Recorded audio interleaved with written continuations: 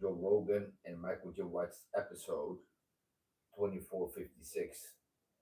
So 2456 episode of the Joe Rogan Experience. It's Michael J. White for the first time. And and I've called this out before because like I've always said, why do Michael J. White and Joe Rogan be sucking each other's D's, talking good about each other so they don't have to brag about themselves later? Because they're friends. And I was always wondering, why has he never gone on the Joe Rogan Experience? I've said this before. Well, I guess here it is. I'm actually surprised myself. And spoilers, I just saw because I was checking the sound, and Michael J. White is dressed like a little bitch, like a little kid, like a teenager. He's 58 years of age, dressing like he's 15.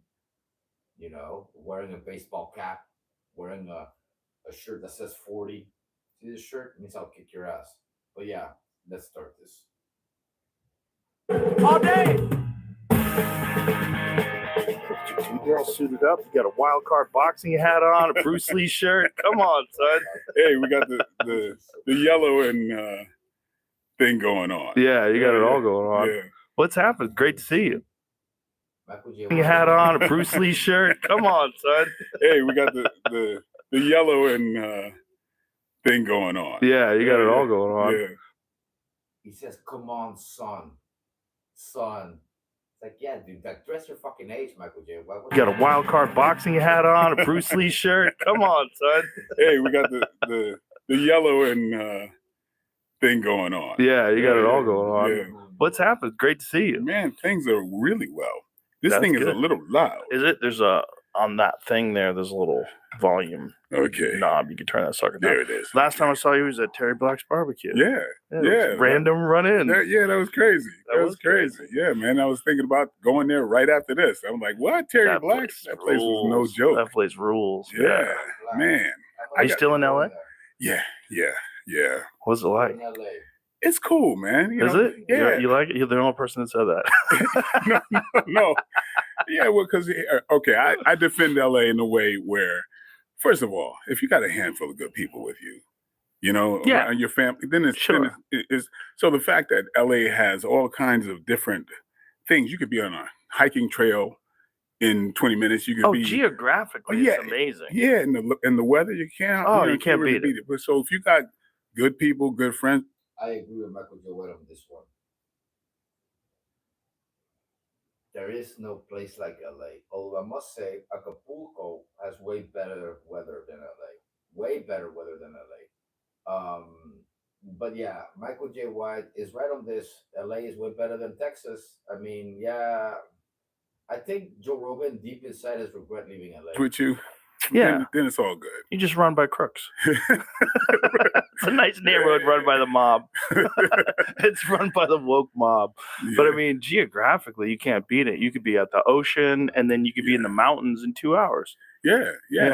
So I mean, that's even if you don't partake, it's still cool. It still amps up the ante, really. Oh yeah, like the spot itself is magical. Yeah. It is a magical place to live. Although I am deeply concerned that motherfucker is going to get hit with a big one soon. It's about time, right? Yeah. I was reading this article about massive earthquakes in California and how often they're. Okay. Acapulco, Mexico City, and California, LA, some of you may not know this, all three of them share the same earthquakes. Whenever there's an earthquake in LA, there's an earthquake in Mexico City a lot of times, and vice versa. They've been saying this for decades. So spread out, and the possibility of one of them happening within the next decade, it's very high. Yeah. Hey, I try not to think about that.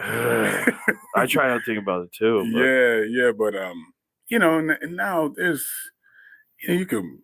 I think they have better detection of that stuff now too. It's better. It doesn't matter. It doesn't matter. They can't detect. Well, do you remember what happened in Italy? A couple guys got arrested and went to jail. They were seismologists because the country didn't understand the ability to detect it. They had a big earthquake and a bunch of people died, and so they blamed these geologists or What's up, Chiz? How you doing, buddy? Yep. Thanks, man. Seismologists. They wound up winning in court on appeal. because eventually the science was revealed. Like, hey, there's no fucking way you can really tell. But they hung these guys out. They blamed these guys on not being able to detect it. Man. Well, I mean, just think about it. The last crazy ones was 72 and then 94. Yeah. Right. I think it was 93. I moved to LA right after the last big one. I saw one of the sections of the highway that had collapsed on the other one. I remember driving by going, fuck this place. I was in the middle of that one. I came into LA. Oh, you were there? Dude, I don't even like to tell the story about what happened during that 94 earthquake. Oh. Because it sounds like bullshit.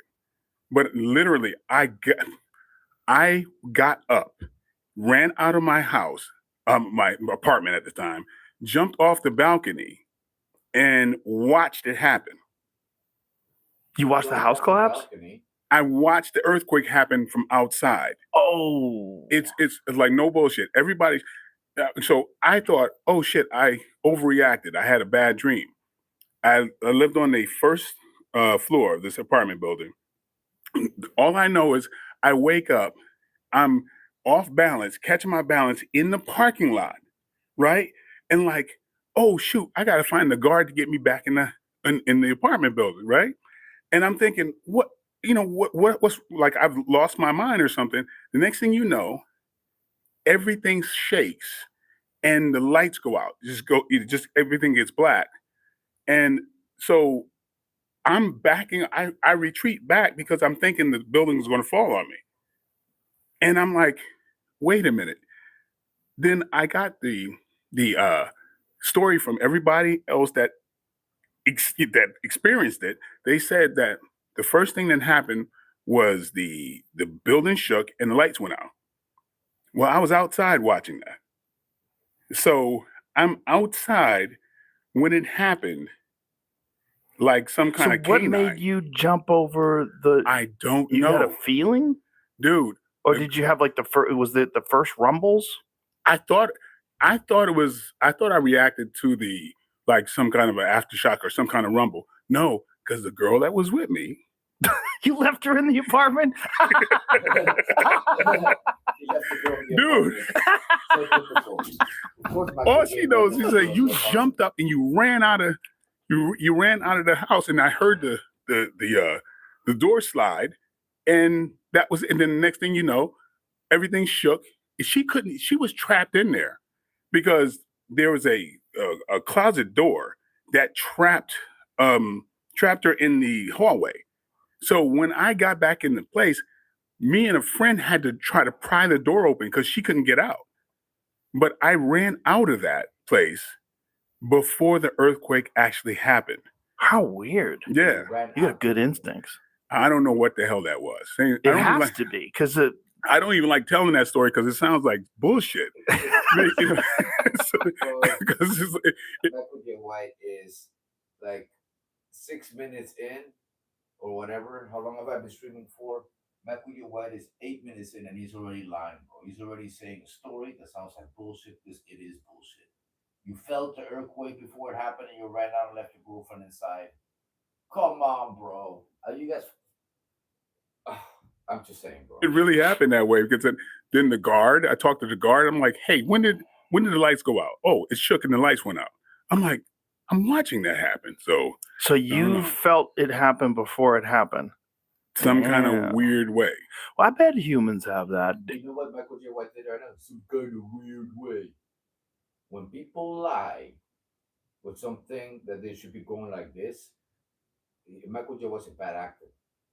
When you lie and you're saying something that animals definitely have that. Like, I'm watching that happen. So you felt it happen before it happened? Some kind of weird way. Some kind of weird way. It should have been, if he wasn't lying, he'd be saying, some kind of weird way. In some kind of weird way. I don't know how. In some kind of weird way. It happened. Not, it's a kind of weird way it happened. It sounds like bullshit, I know, but he keeps moving his head sideways. Right? When people do that, they're lying. Why is that? They may not even notice that they're moving their head. Because in their mind, oh, I'm doing a good job at lying. their body feels like they're telling the truth. Why? Because their body's telling the truth. Their mouth isn't, but their body is. Their body will do this. It will do this. Watch the body language. The body language will a lot of times give away a freaking liar like Michael J. White. Michael J. White lies like a freaking teenager. He lies at the level of the way he dresses. Okay? Well, I bet humans have that. He doesn't know how to act. The lights went out. I'm like, I'm watching that happen. So you felt it happen before it happened? Some kind of weird way. Well, I bet humans have that. Animals definitely have that. They talk about Thailand, how they had that tsunami and all the animals ran up to the highest point of the island. They all just took off. It's like they just knew instinctively. I don't know. Nothing like that has ever happened afterwards. But I gotta say, I've been lucky over the years. Nothing like that has ever happened. Like, and he's got this smirk. You know, another way you can spot liars is liars get a dopamine kick from lying. So when a liar is lying and he thinks the person in front of you bought your bullshit, they will get happy. It literally makes them happy. They're literally addicted to this shit. Michael J. White is a pathological liar. And I can see it right here. I said it before, but I'm saying it again. Yeah, but you're a dude who's tuned one more time instinctively. I don't know. Nothing like that has ever happened afterwards. But I gotta say, I've been lucky over the years. Yeah, but you're a dude who's tuned in. You're tuned into your body. I don't know. Nothing like that has ever happened afterwards. But I gotta say, I've been lucky over the years. Yeah, but you're a dude who's tuned in. You're tuned into your body. I don't know. Nothing like that has ever happened afterwards. But I gotta say, I've been lucky over the years. Yeah, but you're a dude who's tuned in. You're tuned into your body. You're tuned into your environment. You're not going to get caught slipping. Like, you probably felt something and your spidey sense went off.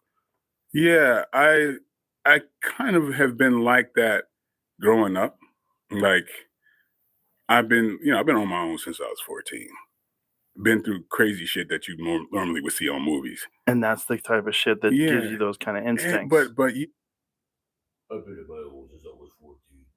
I've been in the type of shit that you only see in movies. Shut the fuck up, fool. You know that tone he's doing? He's faking it. That's not his real tone.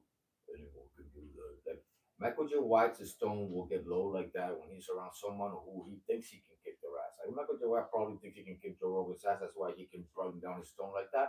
When he's around Gokhan Saki or any actual rule fighter, Remy Bonjasky, his tone goes up high like a little teenage bitch. Yeah, and I was always the one that said, "Hey, let's leave, let's get out of here." And then, "Hey, man, there was a shootout that just happened right after you left." Or I could detect the predators. Hey, man, there was a shootout. I could detect the predators. Shut up, dude. There was a shootout. And he's moving his head sideways. He's not saying there was a shootout. Like, he's a freaking liar, bro. And I mean, he's lying about shootouts. Been through crazy shit that you normally would see on movies. And that's the type of shit that gives you those kind of instincts. But yeah, and I was always the one that said, "Hey, let's leave, let's get out of here." And then, "Hey, man, there was a shootout that just happened right after you left." Or I could detect the predators. You know what I mean? So I grew up kind of that way, right? Because you have nobody looking out for you. Yeah, nobody was looking out for you. You got to look out for yourself. Well, yeah, I mean, I was like always the junior of the group a lot of times because, like I said, I've been on my own since I was 14. I haven't grown an inch since I was 13, 14. I looked like a grown ass man, right? I was fighting in tournaments at 15 against grown men, fighting heavyweight at that time. But I was always hanging with older people, kind of like I got away with kind of living as an adult early on because did you work? Yeah, well, I was teaching a karate class. What was happening? See, I used to hang out at this community center in the hood. At this time, I moved from Brooklyn to Bridgeport, Connecticut.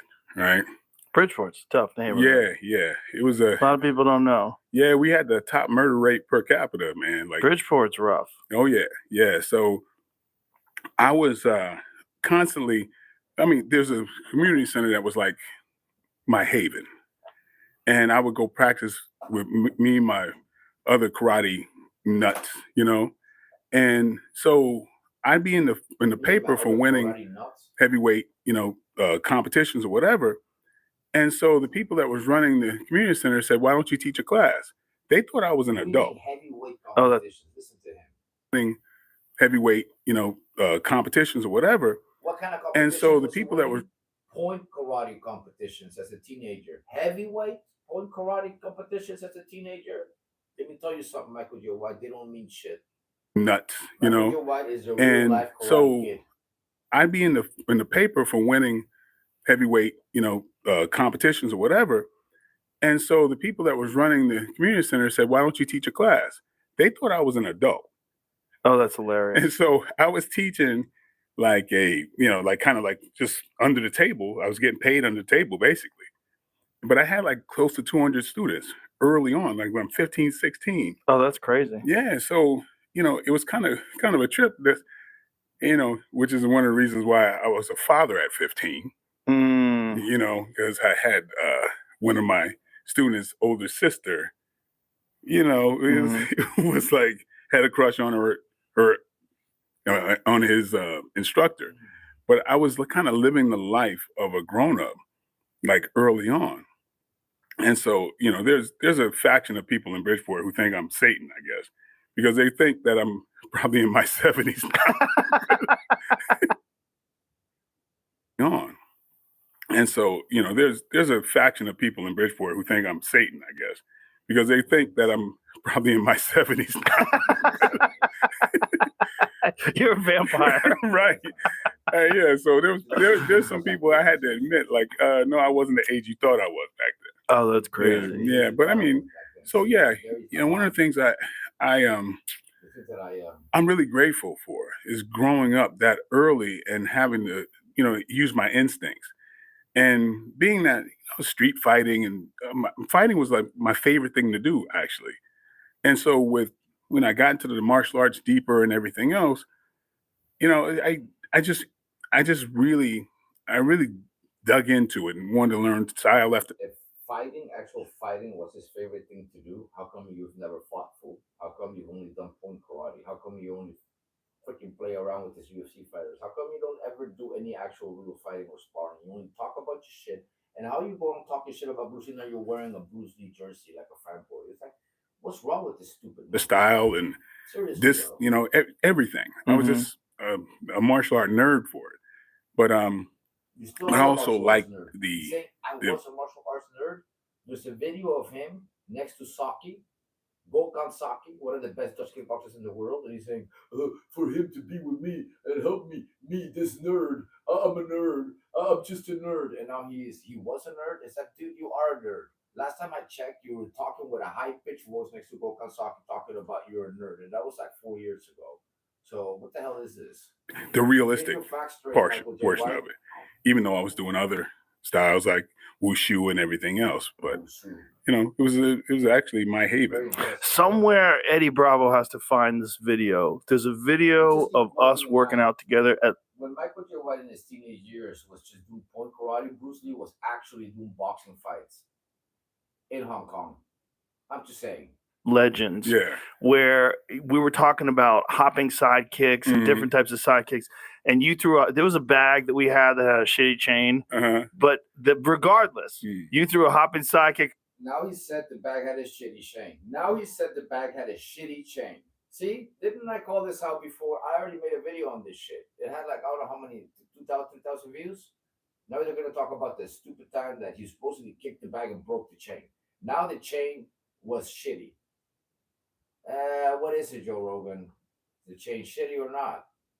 We were talking about hopping sidekicks and different types of sidekicks, and you threw out, there was a bag that we had that had a shitty chain, but regardless, you threw a hopping sidekick on that chain, and the chain snapped and went flying. The bag went flying, and Eddie Bravo was like, "What the fuck?"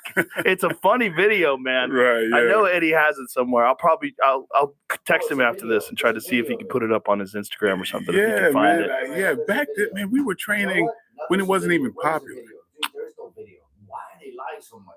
There is no freaking video. All right, look, where's my money? Where's my money? Who wants to make a bet with me?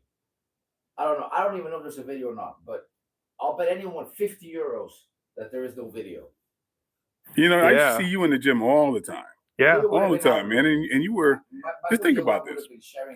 Do you know, back then, man, we were training when it wasn't even popular. You know, I used to see you in the gym all the time. Yeah. All the time, man. And you were, just think about this. Do you know it was 29 years ago? You threw a hopping sidekick on that chain, and the chain snapped and went flying. The bag went flying, and Eddie Bravo was like, "What the fuck?"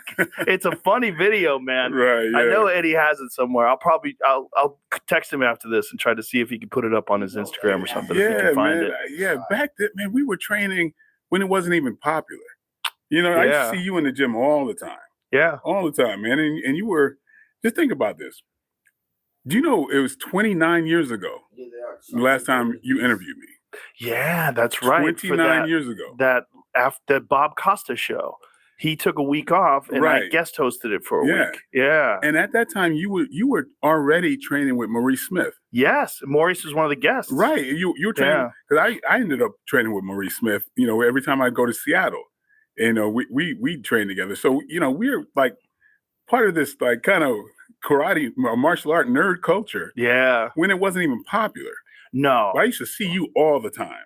You and doing jiu-jitsu, Carl Parisian and all these guys at Legends. Well, where was another place? There was Legends, and there was another place. The Bomb Squad. Yes. The Bomb Squad was the first place that Eddie taught at, and then that place closed down. Then we went to Legends. And then we moved to the other Legends that was like in more East LA. Mm-hmm. And then Eddie started opening up his own place in downtown. Right. Yeah. And that's where I would train with Josh Barnett at that place. Quite a bit. Yeah, man. The old days. Yes, man. Yeah. And who would be coming through the gym? Because I was training Bob Sapp at one time, and then that's how I got Frankie Lyles connected. You was training into Bob that. Sapp? Wow. That whole thing. And so I remember Frankie. Yeah. Frankie used to be at the Bomb Squad first. Right. Yeah. Frankie was like my best friend in the world, and he was, he was super middleweight champion of the world. That's who got me deeply into boxing. And so I would always be at his training camp. How deep into boxing, bro? Because you can't box. And I got to train with like Tommy Hearns and all these amazing people like Sugar Ray and all these guys, man. Frankie's a great boxing coach. Yeah. He's one of the most technical. He's one of the most technical guys I've ever worked with. Like he analyzes every aspect of your jab. He's pulling in your elbow. Oh, yeah. He's tightening this. He's moving you here. He's like he's showing all the like various basic little tiny details that make all the difference in the world. Yeah, man. That he was my personal boxing coach. A lot of I would train with him, Joe Goosen early on, but Frankie, I mean, we really kind of combined a lot of things because I started kind of teaching him things with the jab, like the untelegraphed type of stuff, and he started applying that, and he would bring me into stuff and have me show people like Sugar Ray. Like, oh, Mike, explain this jab. And I'm like, what? I'm explaining this to Sugar Ray? This feels ridiculous. Bro, really, dude, this guy needs to stop lying so much, bro. This guy has like verbal lying diarrhea. Right? But it was like this combination because like, I don't know, I'm very analytical and I love technique, and so I would just try to break things down. And my whole thing was always to pressure test things. So if I could develop a tool or a skill, and you can't stop it even if I tell you what I'm doing, then it's a can't stop it even if I tell you what I'm doing. Okay, let's keep one thing in mind, right? The way he punches it and hits it without telegraphing, like he goes fast first, right? Right, and Bob Sapp's not able to move it, and then he goes real slow. You cannot damage anyone moving that slow, you moron. Yeah, you touch. So what? When you move fast, he moves. So if you move fast, guess what he's gonna do? He's gonna move, you dumbass. Really good technique. Then it's legit. The thing about Oh, Meer is mogelijk met It's unbelievable, bro. The level of stupidity.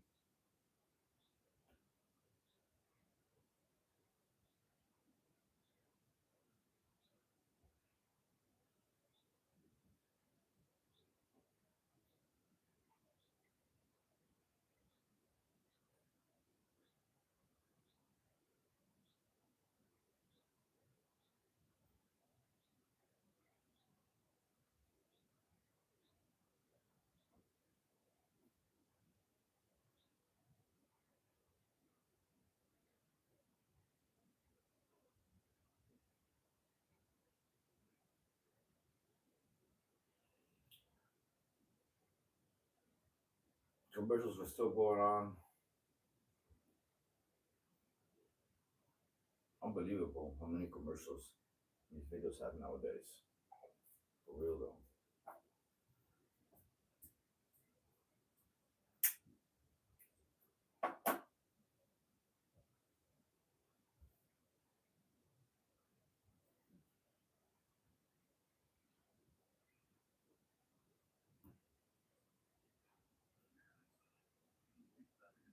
They hit everybody as hard as they can. Yeah. And especially if you have power. What I'm doing, then it's a really good technique. Then it's legit.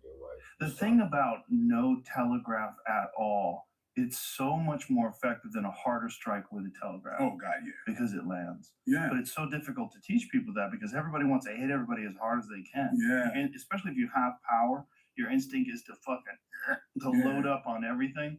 I remember I first saw you teaching that to Kimbo Slice. Oh yeah. You were on a movie set. Yeah, because Kimbo. Oh yeah, Kimbo Slice. Oh man, what a great guy, man. What a great guy. What a wonderful guy. So that's one thing about fighting. You can't hide your nature. You know what I mean? People see who you are. And he was a wonderful human being. But like a lot of people, almost like street basketball, as opposed to about fighting, you can't hide your nature. He's professional. Wonderful human being. So what? There isn't any fighters who aren't wonderful human beings. Most Dutch kickboxers here in Holland are freaking criminals, bro. What the fuck's this guy talking about anymore? He was a wonderful human being. But these two don't necessarily go together, bro. What is he talking about? Are you teaching that to Kimbo? This guy's so black and white. Oh yeah. You were on a movie set. Yeah, because Kimbo. Oh man, what a great guy, man. What a great guy. What a wonderful guy. So that's one thing about fighting. You can't hide your nature. You know what I mean? People see who you are. He was a wonderful human being. But like a lot of people, almost like street basketball, as opposed to professional, you miss out on certain techniques that you need when you're trying to step up. Right. And so Kimbo, he would, like a lot of people, he would kind of telegraph. And so when we were shooting the movie, and we had a cameraman that did not really know how to shoot stuff. So I just had to do everything on screen. And so I just wanted to make everything very realistic. And so Kimbo had this rubber knife, and I was like, try your best to touch me with the rubber knife. And so he would try, but as soon as he would move, there'd be a little bit of an indication that I'd see. And then I throw the punch and it would go really close to him and I have him react to that. But he was going, wait a minute, how are you hitting me before I can get this knife out? And then I told him, I'll show you what that is later.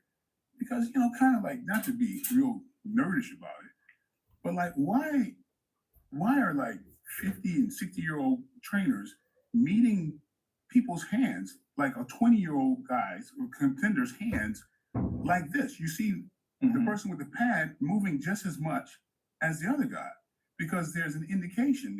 They do this beforehand. They're always kind of flexing and going in reverse before they go forward. So just for over years, I wouldn't do that, and I would exploit that, So it's kind of like a cheat code that I'm like, hell, what the hell am I going to do with it? I'm an actor. It's funny that he thinks that he invented non-telegraphic punches and shit. Like Bruce Lee didn't talk about this in the Jiu-Jitsu books already. He didn't make this shit up, bro. All boxers don't already know this. Like really, bro. Like all kickboxers don't already know also to not telegraph a punch, to not load up, bro. Like you're not teaching anybody anything, bro. You're like Mayweather didn't already know this way before he started doing it. Come on, man. So my thing is, just like yourself, when I see you, with George St. Pierre and how we are all always in the gym, we're kind of collaborating. We're it's about just getting better, not no ego or anything else like that. It's just like, hey, man, we're like kind of. That's the type of shit people say who are afraid to fight. Listen again to what he just said there. This is the type of shit people say who are afraid to fight. I'm an actor. So my thing is, just like yourself, when I see you, with George St. Pierre and how we are all always in the gym, we're kind of collaborating. We're it's about just getting better, not no ego or anything else like that. It's just like, hey, man, we're like kind of like jamming on technique and getting better. Well, especially to someone who has a different style. Because there's always something in different styles that you can take out of it. Absolutely. There's always something. And we're seeing that now. There's all these different martial artists that are entering into MMA that are having these different techniques that people haven't seen before. It's common sense already, there's a lot of them that people dismiss that you're finding are very effective, especially if you don't know how to do them. You don't know what they are. So you have like a database in your mind of movements. Like, I'm sure you see when a guy's loading up on a spin. Everybody sees that. But if you don't know that, you don't see it, right? And if you're loading up, then you're not gonna capitalize on it, right? Because you don't, you're taking there's a millisecond that you're taking because your movement is not efficient. This episode is brought to you by Threat Locker. Here, truth. Reacting to cyber attacks isn't enough. You need control from the start. That's where Threat Locker comes in. With zero trust, people aren't doing effectively when someone loads up, because you can see the load up and it's just a jam. It's just lifting your foot up and put it on the hips. And it's super effective in Taekwondo because everybody's fast. Everybody's trying to do that technique. But that jam of just lifting your foot up and just not trying to hit them hard, just putting that foot on the hip, it fucks people up. And I don't see anybody using that right now. I tell you, man, as in life, there's always something that you can gain from, people want to, I don't know, people are in their own egos a lot of times, but like even wushu, it's hard as hell for me doing wushu against guys half my size. It's not against, but it's a wushu doesn't work, bro. Performance thing, right? But if I can do all of it, can go to these very hard techniques of like, I got to get down to the floor and I got to, and body mastery at my size, right? Well, then I'm better. So if I want to kick you in the eyebrow, I can, right? Because it's about, having my body do what my mind's telling it to, right? And so, but of course, people want to dismiss it because, that ain't real. You can't use it. Yeah, good. Yeah, just like ballet is hard as hell. You can't use that either. But any heavyweight who put them ballet is hard as hell. You can't use that either. See, he knows he's fake. You can hear it in what he's saying. See. He's a fraud. He can't fight. Because that ain't real. You can't use it. Yeah, good. Yeah, just like ballet is hard as hell. You can't use that either. But any heavyweight who put themselves through ballet would be a better fighter. 100%. Look at Lomachenko. Yeah, his dad taught him Ukrainian dance. Lomachenko's dad pulled him out of boxing for 2 years when he was young. Yeah, and said, "You're just going to do Ukrainian dance." Yeah, he's like, "What the fuck am I doing?" But look at that guy's footwork. Exactly. And so it's just that, as in life, man. I don't look at anything from one group and just discard any of the other stuff. I used to when I was young. Yeah. And when I was young, I was pretty arrogant about certain things. I thought forms were stupid. All I wanted to do was spar and hit the bag. Yeah. Then as I got older, I realized, there's a lot of wisdom in all this shit. Absolutely. Yeah. But that's, like I say, I try to apply that to life, period. I never look at anything from one perspective.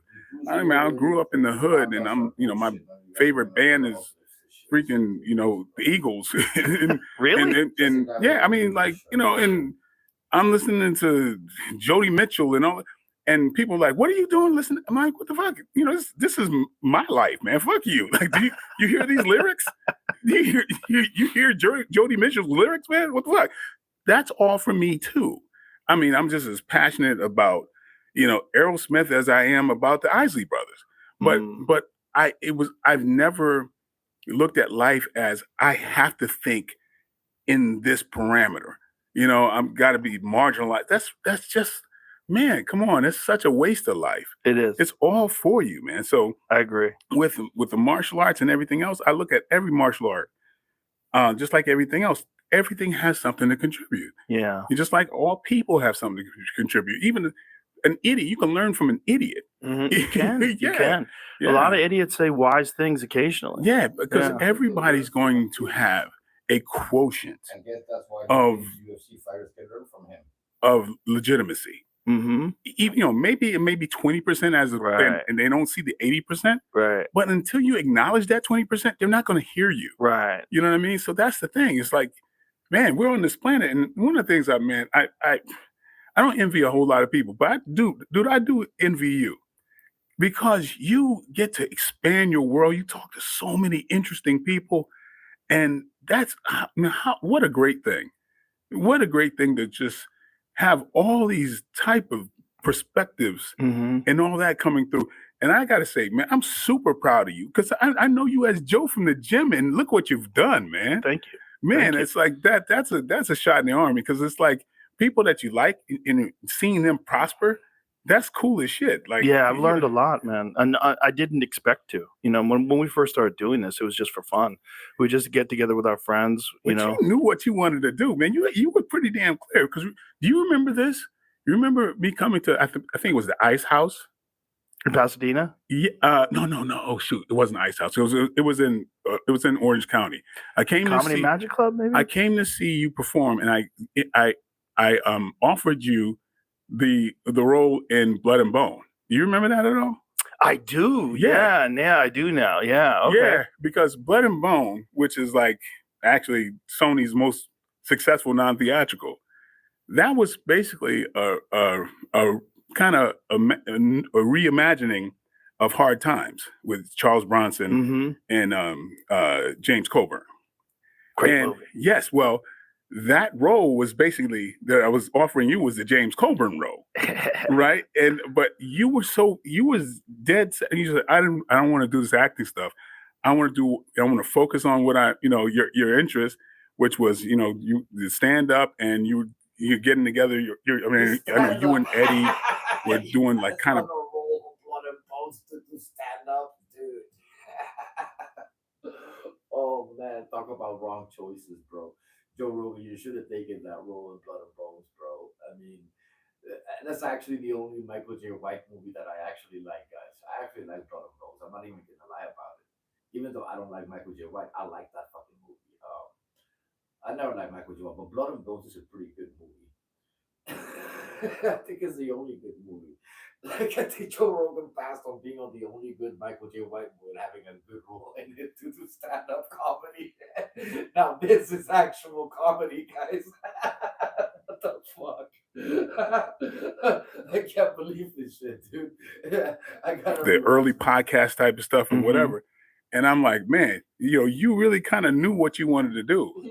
Well, the thing about acting is, I admire it, especially good acting. Yeah. But it takes a lot of time out of your day. Yeah. It's a 16-hour day. It's a long day, and it will take away from other things you do. Yeah. And I saw that with a lot of comics, that they start doing acting, and it would take away from their act, because they really couldn't go and do sets every night. They couldn't really polish their material.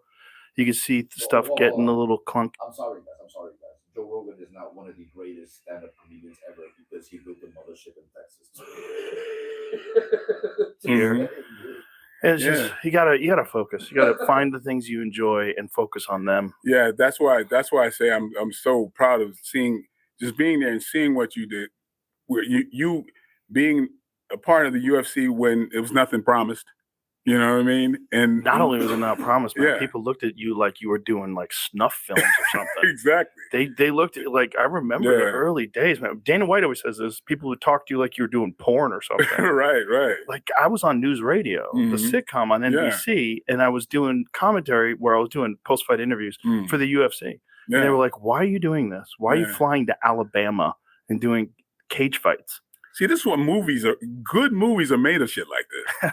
You know, and somebody just out of their spirit doing what they want to do with no promise of anything and then accomplishing something. So, you know, and kudos, man. Oh, thank you. Seriously, man. Well, for me, and I'm sure for you as well, when we were young, there was always a question, what is the best style? Is it Kyokushin? Is it Judo? Is it Kung Fu? What is it? What's the best style? And no one really knew. Nah. I mean, Benny the Jet fought in a bunch of those no rules fights early on, but they never really took off. There wasn't a lot of those, you know. And Benny was obviously a very special fighter. Oh yeah, but he was one of my teachers too. Oh yeah. I trained at his gym. That was he was on the podcast with Blinky Rodriguez. Right. Recently, and I told them, I said, when I came to LA, there was two places I had to go. I had to go to the Comedy Store. I had to go to the Jet Center. And I was there in '94, right before it went under, because the earthquake damaged the roof. Exactly. And so when the rainy season Street, came, right? It was on Friar Street. Yep. And right down from the Goosens. Yep. Yeah, right down. Yeah. And that was an honor, man, to be able to train in that gym. That was incredible. It was incredible. Oh yeah. I used to be there. Yeah, man. Those are some great times because, I mean, I connect with Benny because when I was in Bridgeport, my instructor, Matty Malisi, went to California and started training with Benny. Oh, wow. There early on. So he put that on the map about coming, to the Mecca and training with Benny. It was the Mecca. Yeah. For kickboxing, especially in the 90s, that was the Mecca. You had to go to the Jet Center. Everybody talked about the Jet Center. Yeah, man, that was classic. We were always wondering, like, what is the style? What's the best style? And then the UFC came along. And I'm like, oh my God, they did it. They did it. They figured it out. They put it all together. And for a while, it was jiu-jitsu because nobody understood jiu-jitsu. And Royce Gracie was just running shit. Well, you know how that was kind of set up a little bit. It was a little set up. Yeah. But I mean, look, he had some challenges. Like Ken Shamrock was a beast. Oh yeah. He had some really good fighters he was facing against. Kimbo Slice. I mean, excuse me, not Kimbo Slice. Not Chemo. Chemo. Sorry. Well, Chemo was fucking huge. He was a big dude, but he didn't really. Well, it was a 100-pound advantage. He had 100 pounds over Royce. The Gracies were smart. They were very smart at that time in knowing. What Michael Joe was going to say now, because he's the king of saying the size matters in fights. The right people to kind of pick at that time, because there were some killers out there. There were some killers out there. Yeah, they definitely set it up, especially the early ones.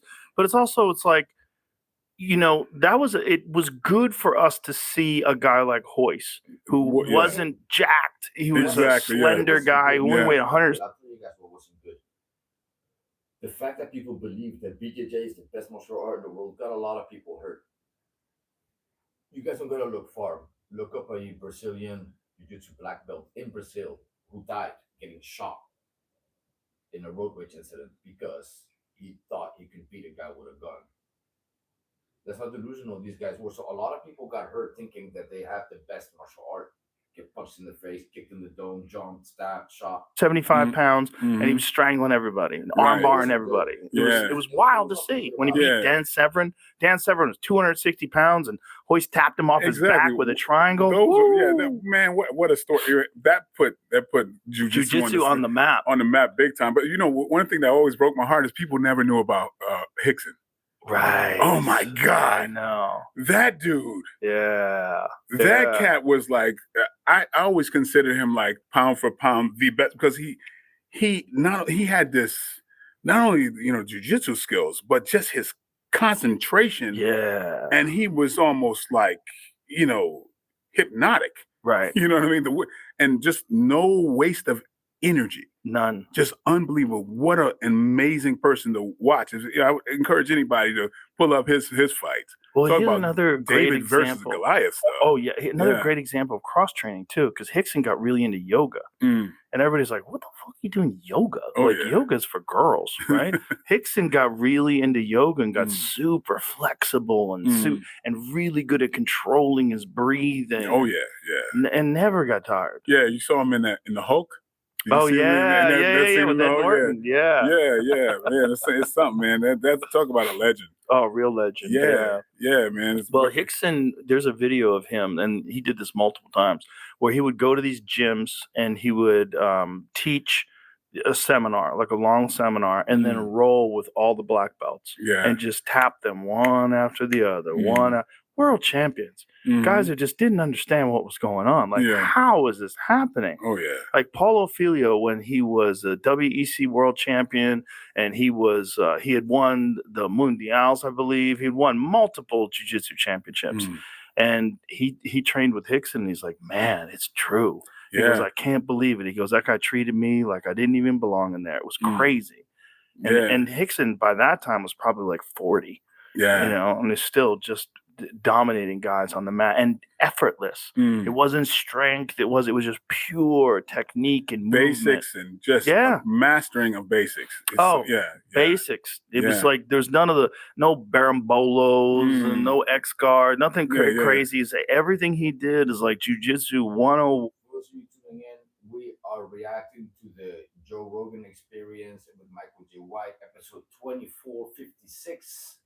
This is the first time Michael J. White's ever been on the Joe Rogan Experience. But to a masterful degree. Yeah. It was incredible. And telling people that, because everybody knows Hoist, and I'm like, you guys don't know who his big brother is. He would openly say that my brother is 10 times better than me. Right, yeah. So that really put, and I love jiu-jitsu because it's held up the tradition that martial arts, so much of karate lost because it became a business, and people would just put their time in and pay for their black belts, right? And it just watered. People put their time in and paid for their black belts, who also paid for his 8 black belts. Michael J. White, you're self-snitching fool. You paid for your black belts without actually testing. So now he's talking that he liked Brazilian Jiu-Jitsu because it gave back what karate lost. Have you guys ever seen Michael J. White roll? I haven't. That said, he's got like 8 different karate black belts, which are all bullshit. It down, and all these people running around saying that they're master this and grand whatever, and all these made up things. And it's like, the guy's a master in an Asian martial. I'm gonna roast this guy. I'm gonna make a separate edited video and roast the hell out of this freaking monkey, dude. And grand whatever, and all these made up things. And it's like, the guy's a master in an Asian martial art. That's a English word. Right. You know what I mean? How did master sneak its way into a but anyway, male ego, the thing about martial arts other than jiu-jitsu is when you're sparring, it's very controlled. Like a lot of karate sparring is very controlled. A lot of taekwondo sparring is very controlled. Yeah. But in jiu-jitsu, the beautiful thing about grappling is master word found itself into the martial arts, and it's an English word. So what are we supposed to just speak Chinese or Korean and shit? Or Japanese, fool? Master is a word that's used not only for martial arts, bro. Master is not a word that suddenly started being used and is now martial arts exclusive. Hey, the word master got invented to be used for martial arts. Is this guy that simple fucking minded, bro? You could be a master at cooking. You could be a master at driving. You could be a master at jabbing. I could be a master at talking shit about Michael J. White. A master at the splits. A master at the leg holding. You could be a master at anything.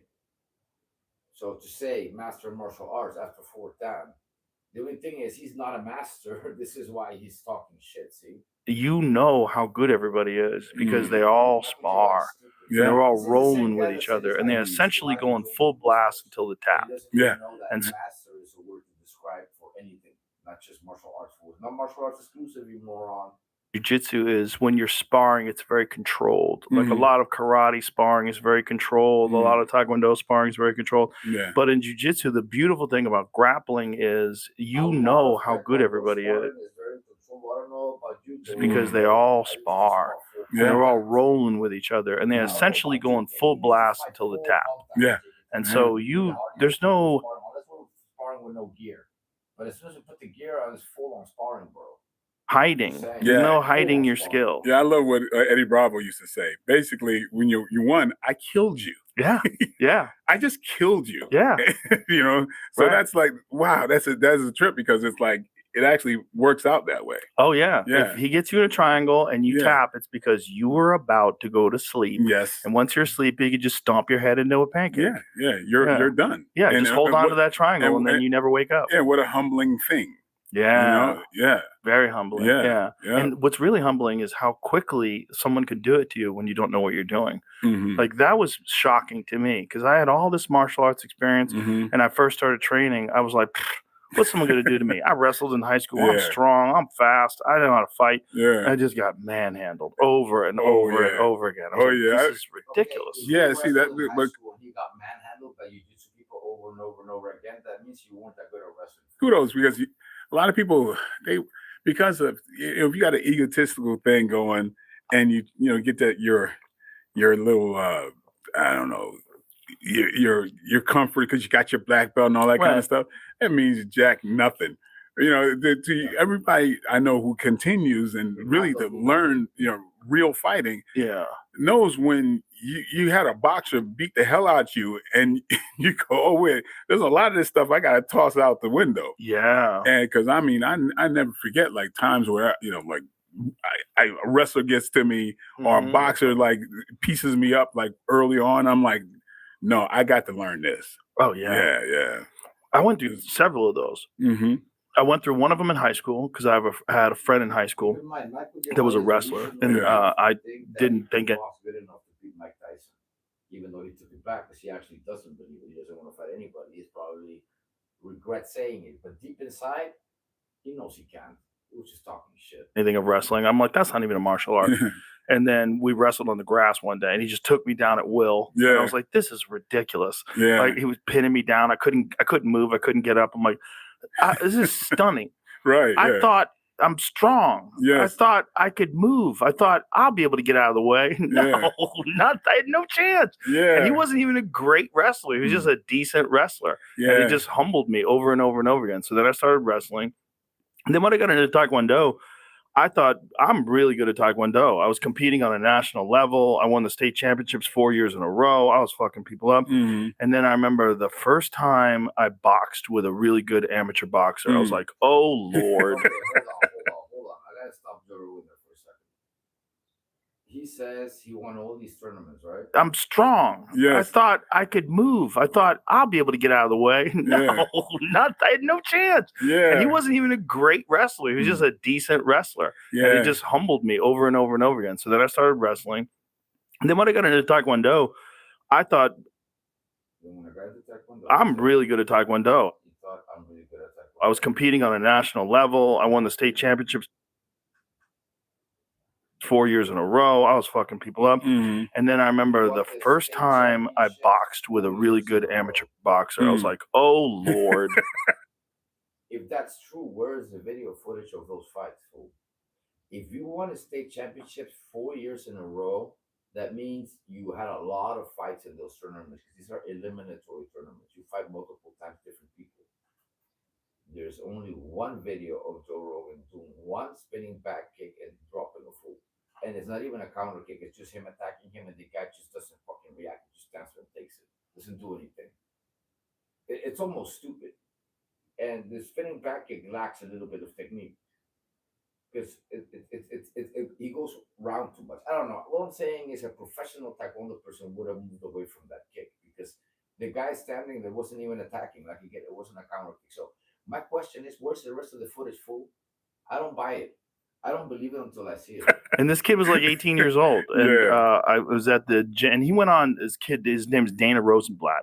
He went on to become New England middleweight champion. He beat Vinny Pazienza. Oh, shit. Okay. He beat Howard Davis Jr. as a professional. He was a really good boxer. Wow, yeah, he had to be. But he was kickboxing at the time, and I was going to get into kickboxing. And so I was sparring with him. But when I was boxing with him, I was just getting lit up. I was like, oh, and then also when we were kickboxing, the moment he got close to me, I was in trouble. Right. I was like, oh, no. Like, Taekwondo had too many flaws. Exactly. The hand techniques. So I had gone through that. So then I thought, okay, well, now I understand kickboxing. Then I met I'm going to react to a video of Joe Rogan on the internet. There's a video of him sparring in kickboxing. I'm going to download it and react to it. Dude who went to Thailand a bunch of times and was training Muay Thai and fighting over there. And then I started learning leg kicks. I'm like, well, oh, good Lord. Now all they have to do is kick my legs?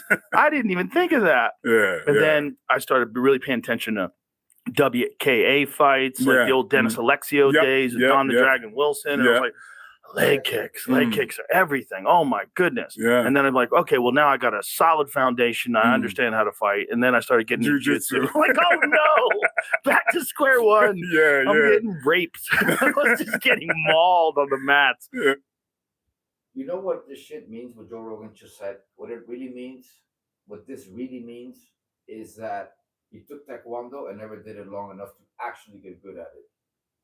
He did kickboxing allegedly, but never did it long enough to get good at it. Then he moved on to Jiu-Jitsu without actually getting good, neither at kickboxing nor Taekwondo. What does this mean? That he's done a lot of everything, but he's actually good at nothing. This is why you should always stick to one thing for a long time. Like, I've done Taekwondo all my life. This is why I'm so fucking good at it. But if you don't stick to one thing, you're just going to be mediocre at everything. And at the end of the day, you're not good at anything. It's like learning 3 languages half-assed. Guess what? You still just know one. But I'd been through that so many times and restarted so many times. I was like, well, it's time to learn this now. Yeah, that's what I'm saying is everything has something to teach you. Yeah. And, even though there's a martial art, there's a fantasy world, which is, I look at it as hilarious. There's this, I don't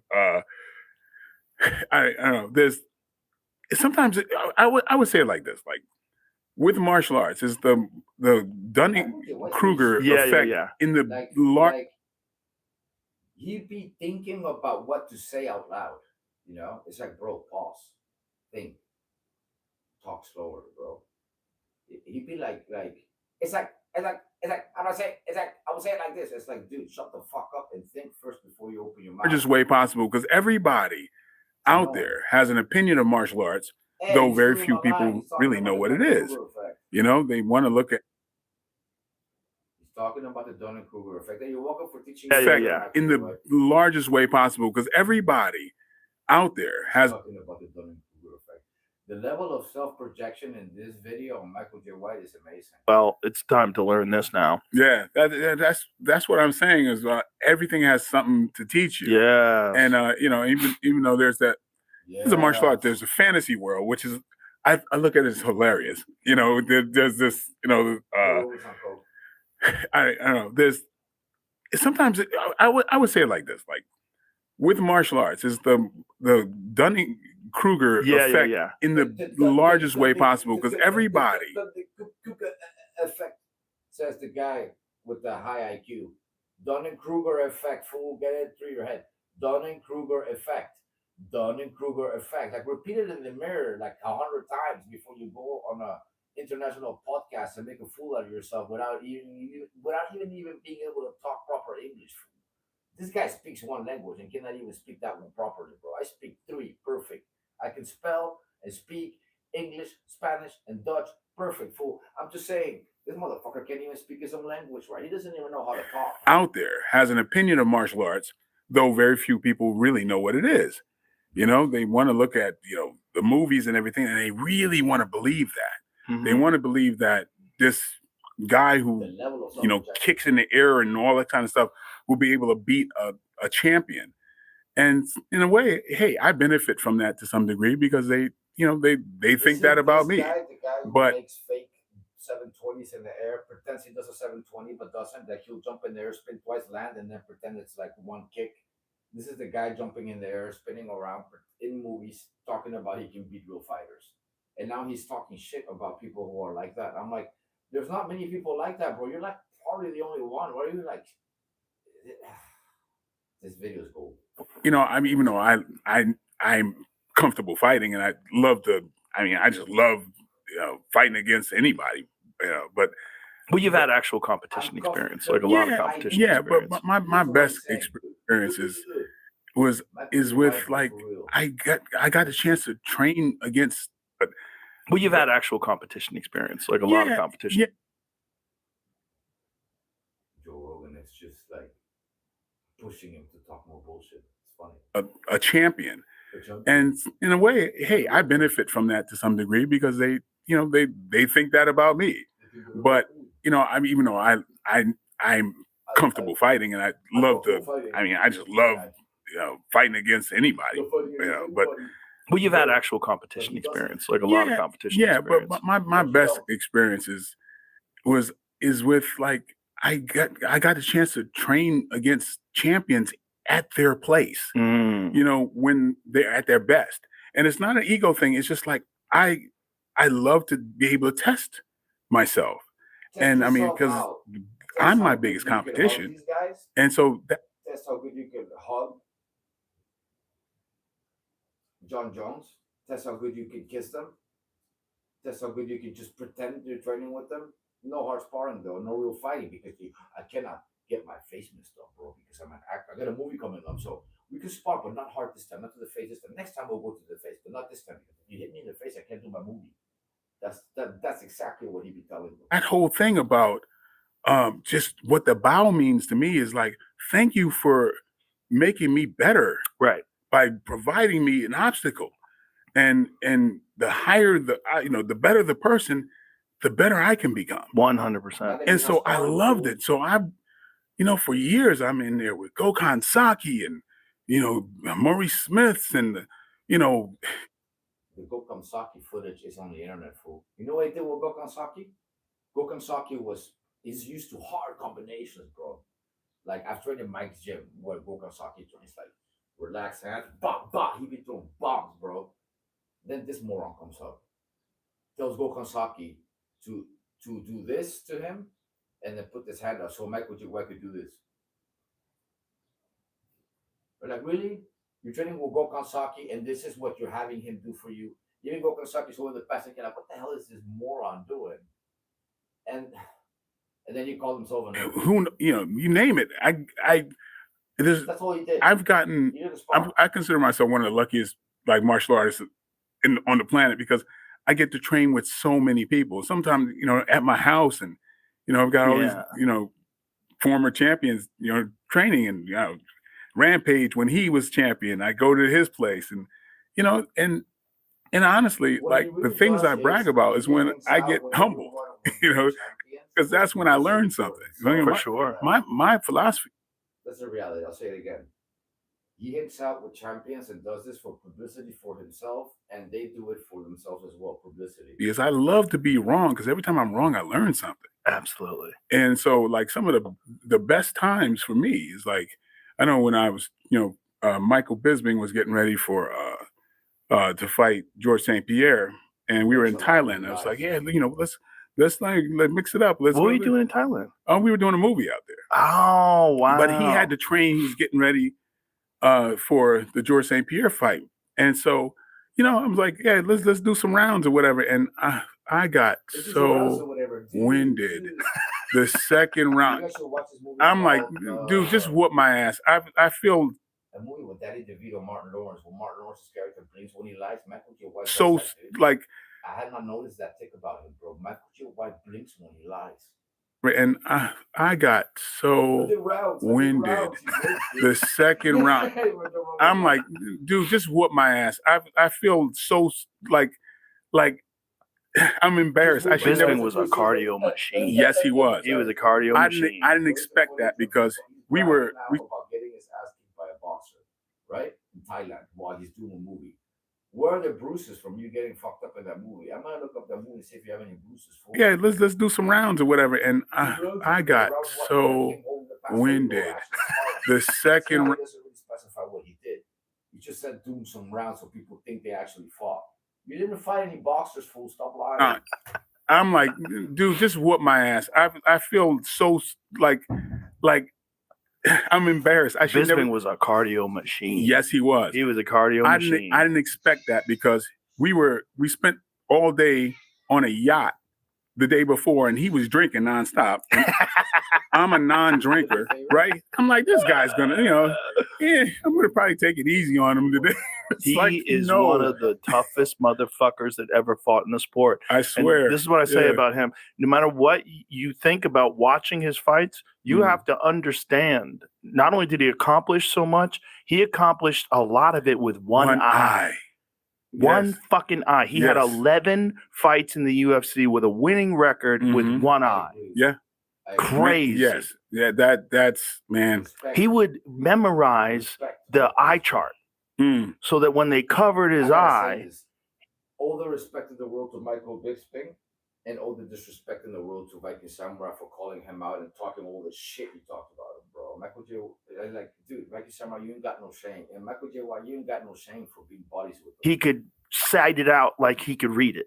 Oh, yeah. Yeah. How fucking crazy is that? He's got a hell of a personal story too. I was trying to encourage him to get that made. Honestly, man, I really look at these UFC fighters and the MMA guys as our modern day heroes. They're our gladiators, and so whenever I have a chance, man, I always like to put them in movies and try to expose them to another kind of way of getting paid. Yeah, especially afterwards, because it breaks my heart. For UFC fighters in movies, all he does is make them look bad by kicking their asses and trying to make himself look like he can beat them. I haven't seen him yet push a UFC fighter to become an actual actor and have an acting career. Coming on board to get your ass whooped by one of these guys, to me, is not a compliment, bro. You cannot pay me enough to get my ass kicked by one of these actors, bro. Fuck them. They would never kick my ass in real life. They're never gonna kick my ass in a movie either. That they're heroes, and then they get discarded sometimes. But not by the union that they're with, but just by the fans. They're so fickle sometimes. Yes. Well, the casuals, the people that aren't really martial artists. Right. Yeah. So they dismiss a guy when they lose a few. Yeah, I just did my third movie with Cowboy Cerrone. We just finished a little over a week ago. Oh, that's awesome. Yeah, he's doing really good, man. I love that. Yeah, me too. That's a guy that could really legitimately transition to become a movie star. Yes, and he's got a lot more confidence. This is, like I said, the third movie. He did a Western with me, Outlaw Johnny Black. I wrote and directed it, but I had Cowboy, I had Randy Couture in it. Oh wow! And then Josh Barnett.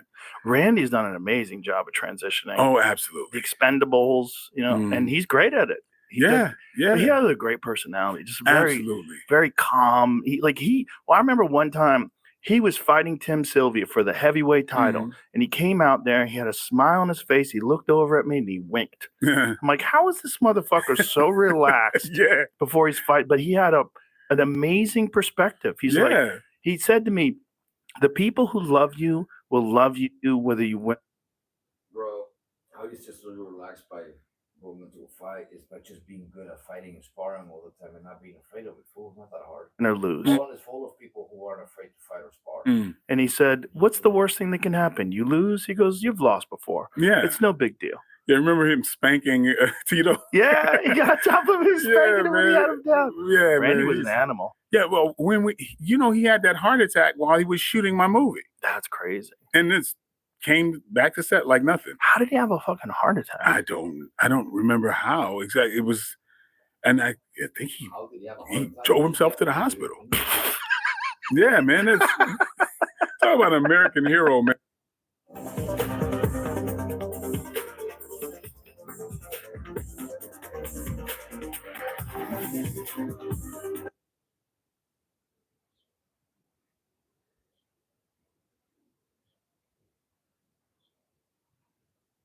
Oh shit.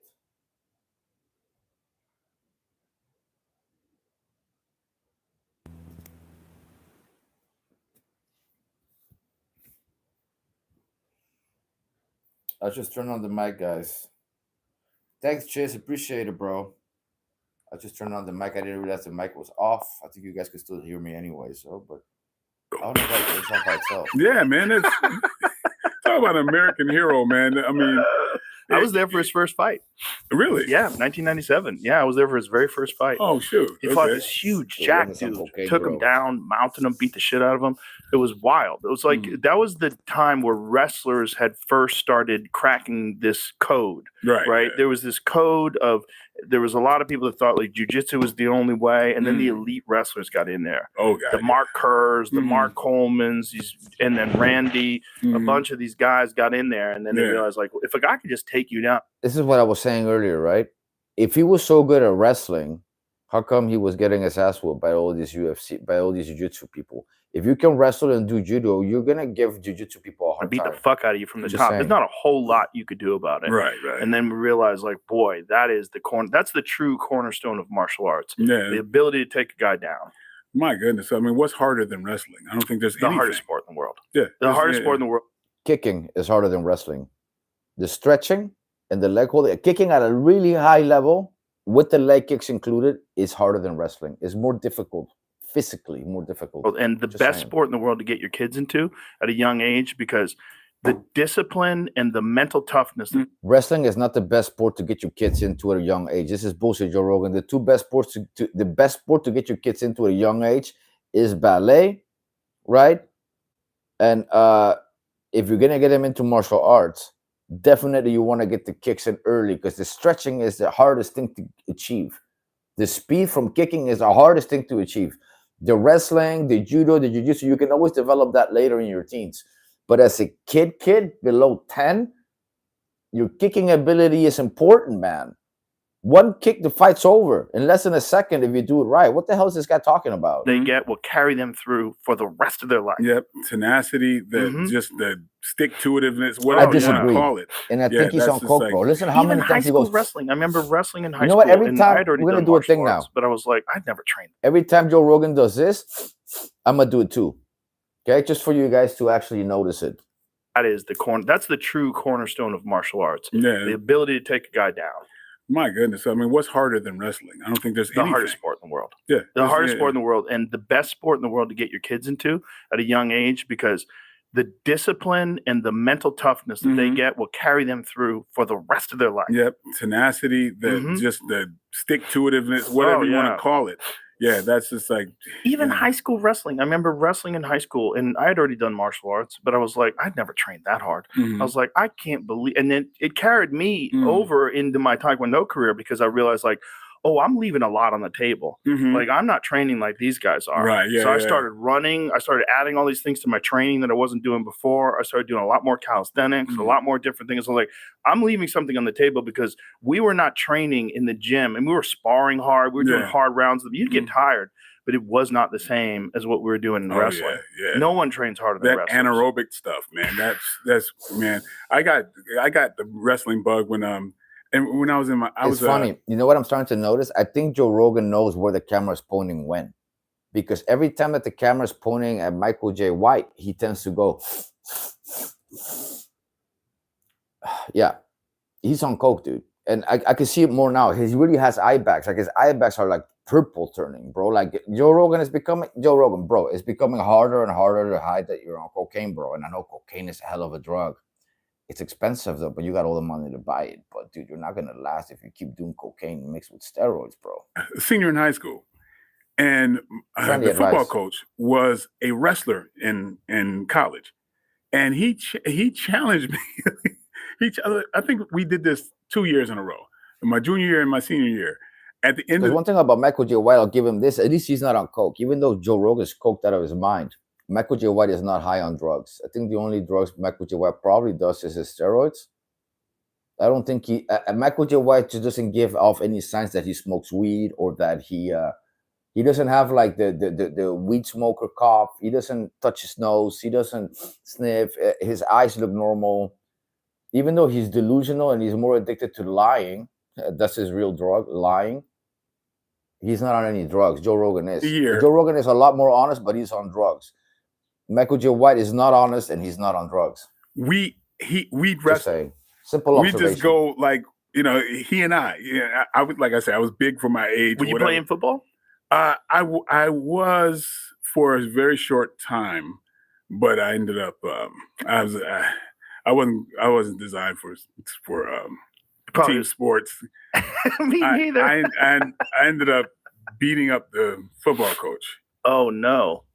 Yeah, dude, like I had the worst temper than anybody I'd ever. He beat up the football coach. I want to know what high school, what year, the name of the coach, and if anyone can verify this, please let me know, because if he beat up the football coach, it means he probably got arrested for it, and there's got to be some kind of school records of this. Racine. Like if you look up my records, my school records, I went to Burbank High School. There's a record of me. I only went there for like half a year or something. I got into a fight there. There's a record of me getting suspended there for fighting. The report says struck other student with fist.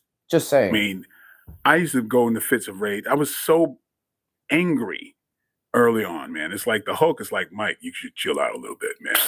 It's like I was just. It's probably from being on your own at 14. Yeah, what it is like I was growing up in a very harsh environment, and I didn't know I was an artist.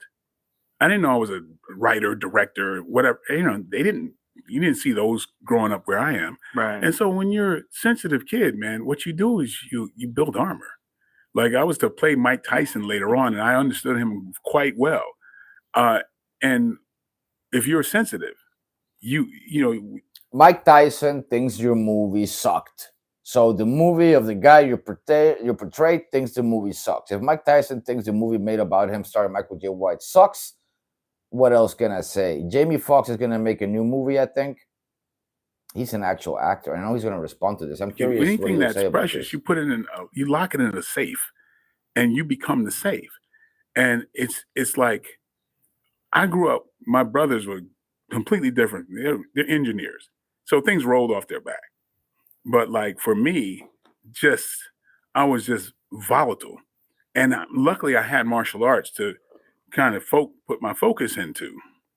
But like I said, like I was to play Mike Tyson, I understood him a great deal. And even though you take the moniker of this monster, it's only to hide what's really deep inside. And that's why you would see, if anybody's going to go into tears in front of a million people, it's people like Mike Tyson.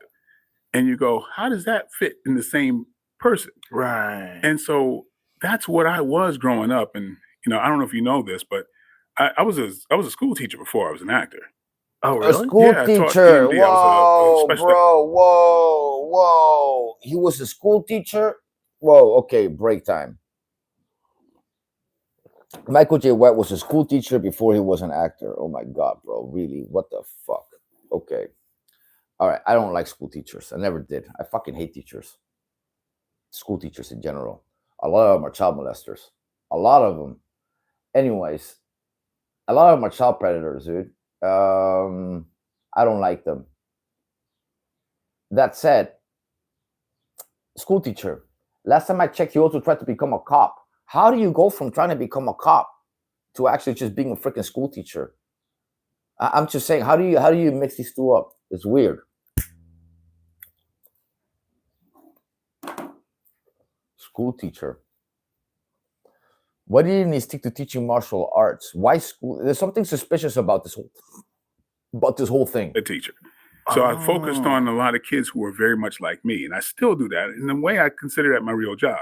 Whenever I'm off from work, in a way, he considers being a teacher his real job. What the hell is he talking about now, bro? I mean, I go into the inner cities. I go into community centers.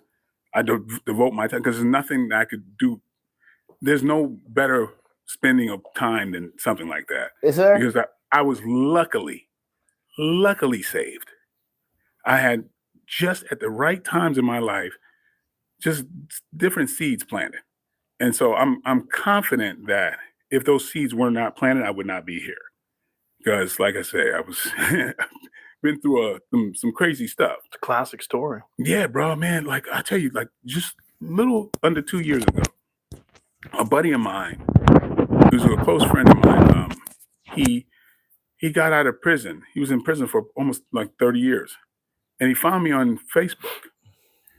And so when I went back east, we linked up.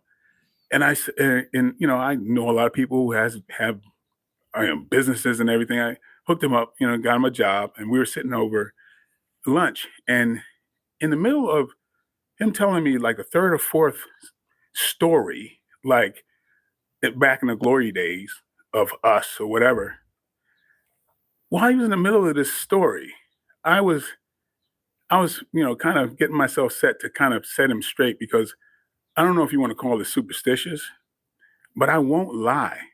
I refuse to lie to my friends. I won't lie by omission. So I was getting set to tell him, dude, man, you got to stop embellishing on these stories. Just because you were locked up and you made these stories sound bigger than life. Right. I get it, but that's not real. You gotta really, kind of not do that. And in the middle of me thinking that, So he's judging people who were in prison, thinking their stories aren't real. Why would he think that? Huh? Think about the psychology behind this, guys. Why would he assume that a buddy that went to prisons, the stories aren't real? That's because his fucking stories aren't real. So liars self-project and they think other people are lying. And a person in jail would obviously go through some shit that you would never even understand. Even me, I've been locked up 22 times in 3 different countries. Right? I've been locked up a total of 22 times. But I've never been convicted for a crime until I got to Holland. And my conviction was community service, not prison. But the longest I've been in jail was in Mexico for about 72 hours, 62 hours. I was also in federal detention for about 2 days in the United States when I got arrested by ICE, and I got detained at the border a few times. I got deported for human trafficking. Those were the charges, allegedly, right? Those were the alleged charges. The point is, you see some shit when you're in jail, and I'm not even going to talk about it at this point, right now. And I was only there for 2 days at maximum, but it's like, it's just funny. And I'm listening to him. I go, holy shit, he's telling the truth. I started remembering what he was telling me. And I'm like, now I'm finishing his sentences. Not only was that story true, but the other ones were true too. And dude, like, I swear, every time I think about this, I got these goosebumps. He gets goosebumps from some stories in prison that were true. When he first thought they were fake, now he realized they were true. Michael Joe White is a scared little bitch. And I realized, oh my God, how close I was to being where he was, or just not being on this planet. Right. Like, I better devote my time into helping kids the way I was helped. Yeah, don't pull that ladder up. No, hell no. Even if I'm taken out, I accept that. Even if I'm in some projects where I'm not supposed to be and I shouldn't have been, I accept that.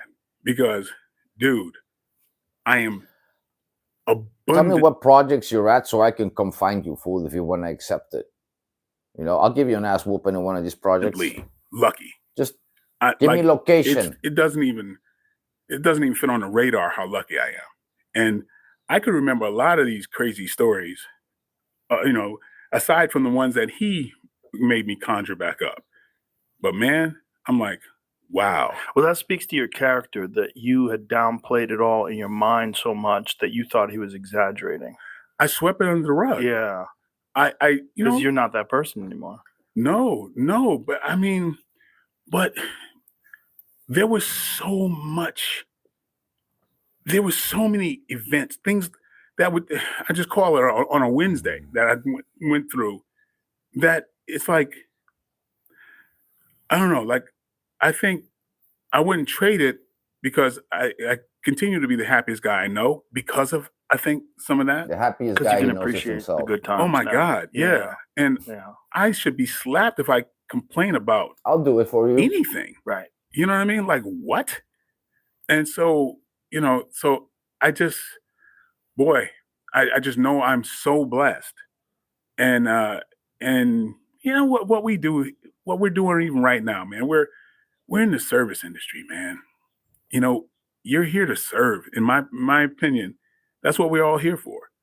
And it's great that we get to serve and doing the things that we would like to do that inspired us. That's definitely a lot of what we do. I mean, that's definitely a lot of it, right? You entertain, but I feel very blessed that I've been able to expose people to so many different ways of thinking, so much information, so many different human beings that have led completely different paths that can tell you about whatever discipline they're involved in, what they've learned, and what we're working on right now, and what you can learn about the human mind, the body, ancient history, fill in the blank, like whatever it is. Yeah. I mean, I see you do that over and over, and you in utmost honesty. I remember like when you had to kind of pull Shab aside and tell, as a friend, some things that are hard for people to, other friends to tell him, and like that was real hard.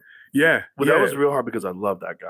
He's a great person. He's a great human being. And I knew the path. I'd seen it too many times, but I hadn't seen it with someone I was that close with. I was like, you have to stop, because not only that you're in the heavyweight division, so the knockouts are brutal, and you're going to get 3 or 4 more in the next couple of years, and then you're not going to recover from those. But man, so many people, I hope they take a page out of that, because it's so non-manly, I feel, to just not say anything. Right. And allow somebody you love to go down the road. I mean, that might be detrimental for them. Well, it was also Shab had another path. He was really good at podcasting. He's fun. He's a funny dude. How come he's not talking about how great he is at stand-up comedy, even though he actually sucked, just like Joe Rogan? Yeah. He's like, as a podcast, he's like, he got a great personality. He's hilarious. He's silly.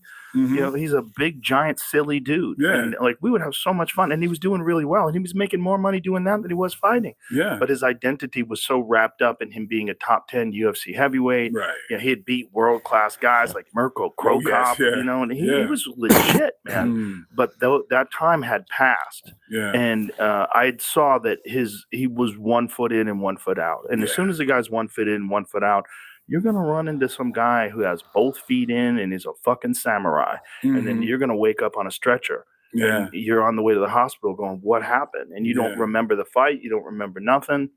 Yeah. And then you don't know where your keys are. You forget people's names.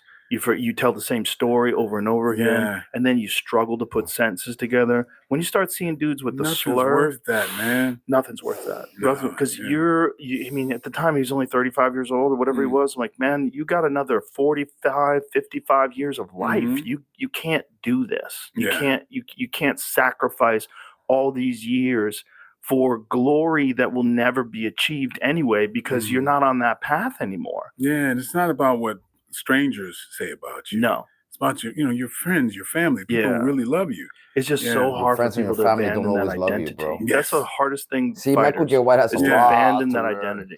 I think Michael J. White got famous at a young age, and he's around a lot of people that pretend that they love him because he's got money.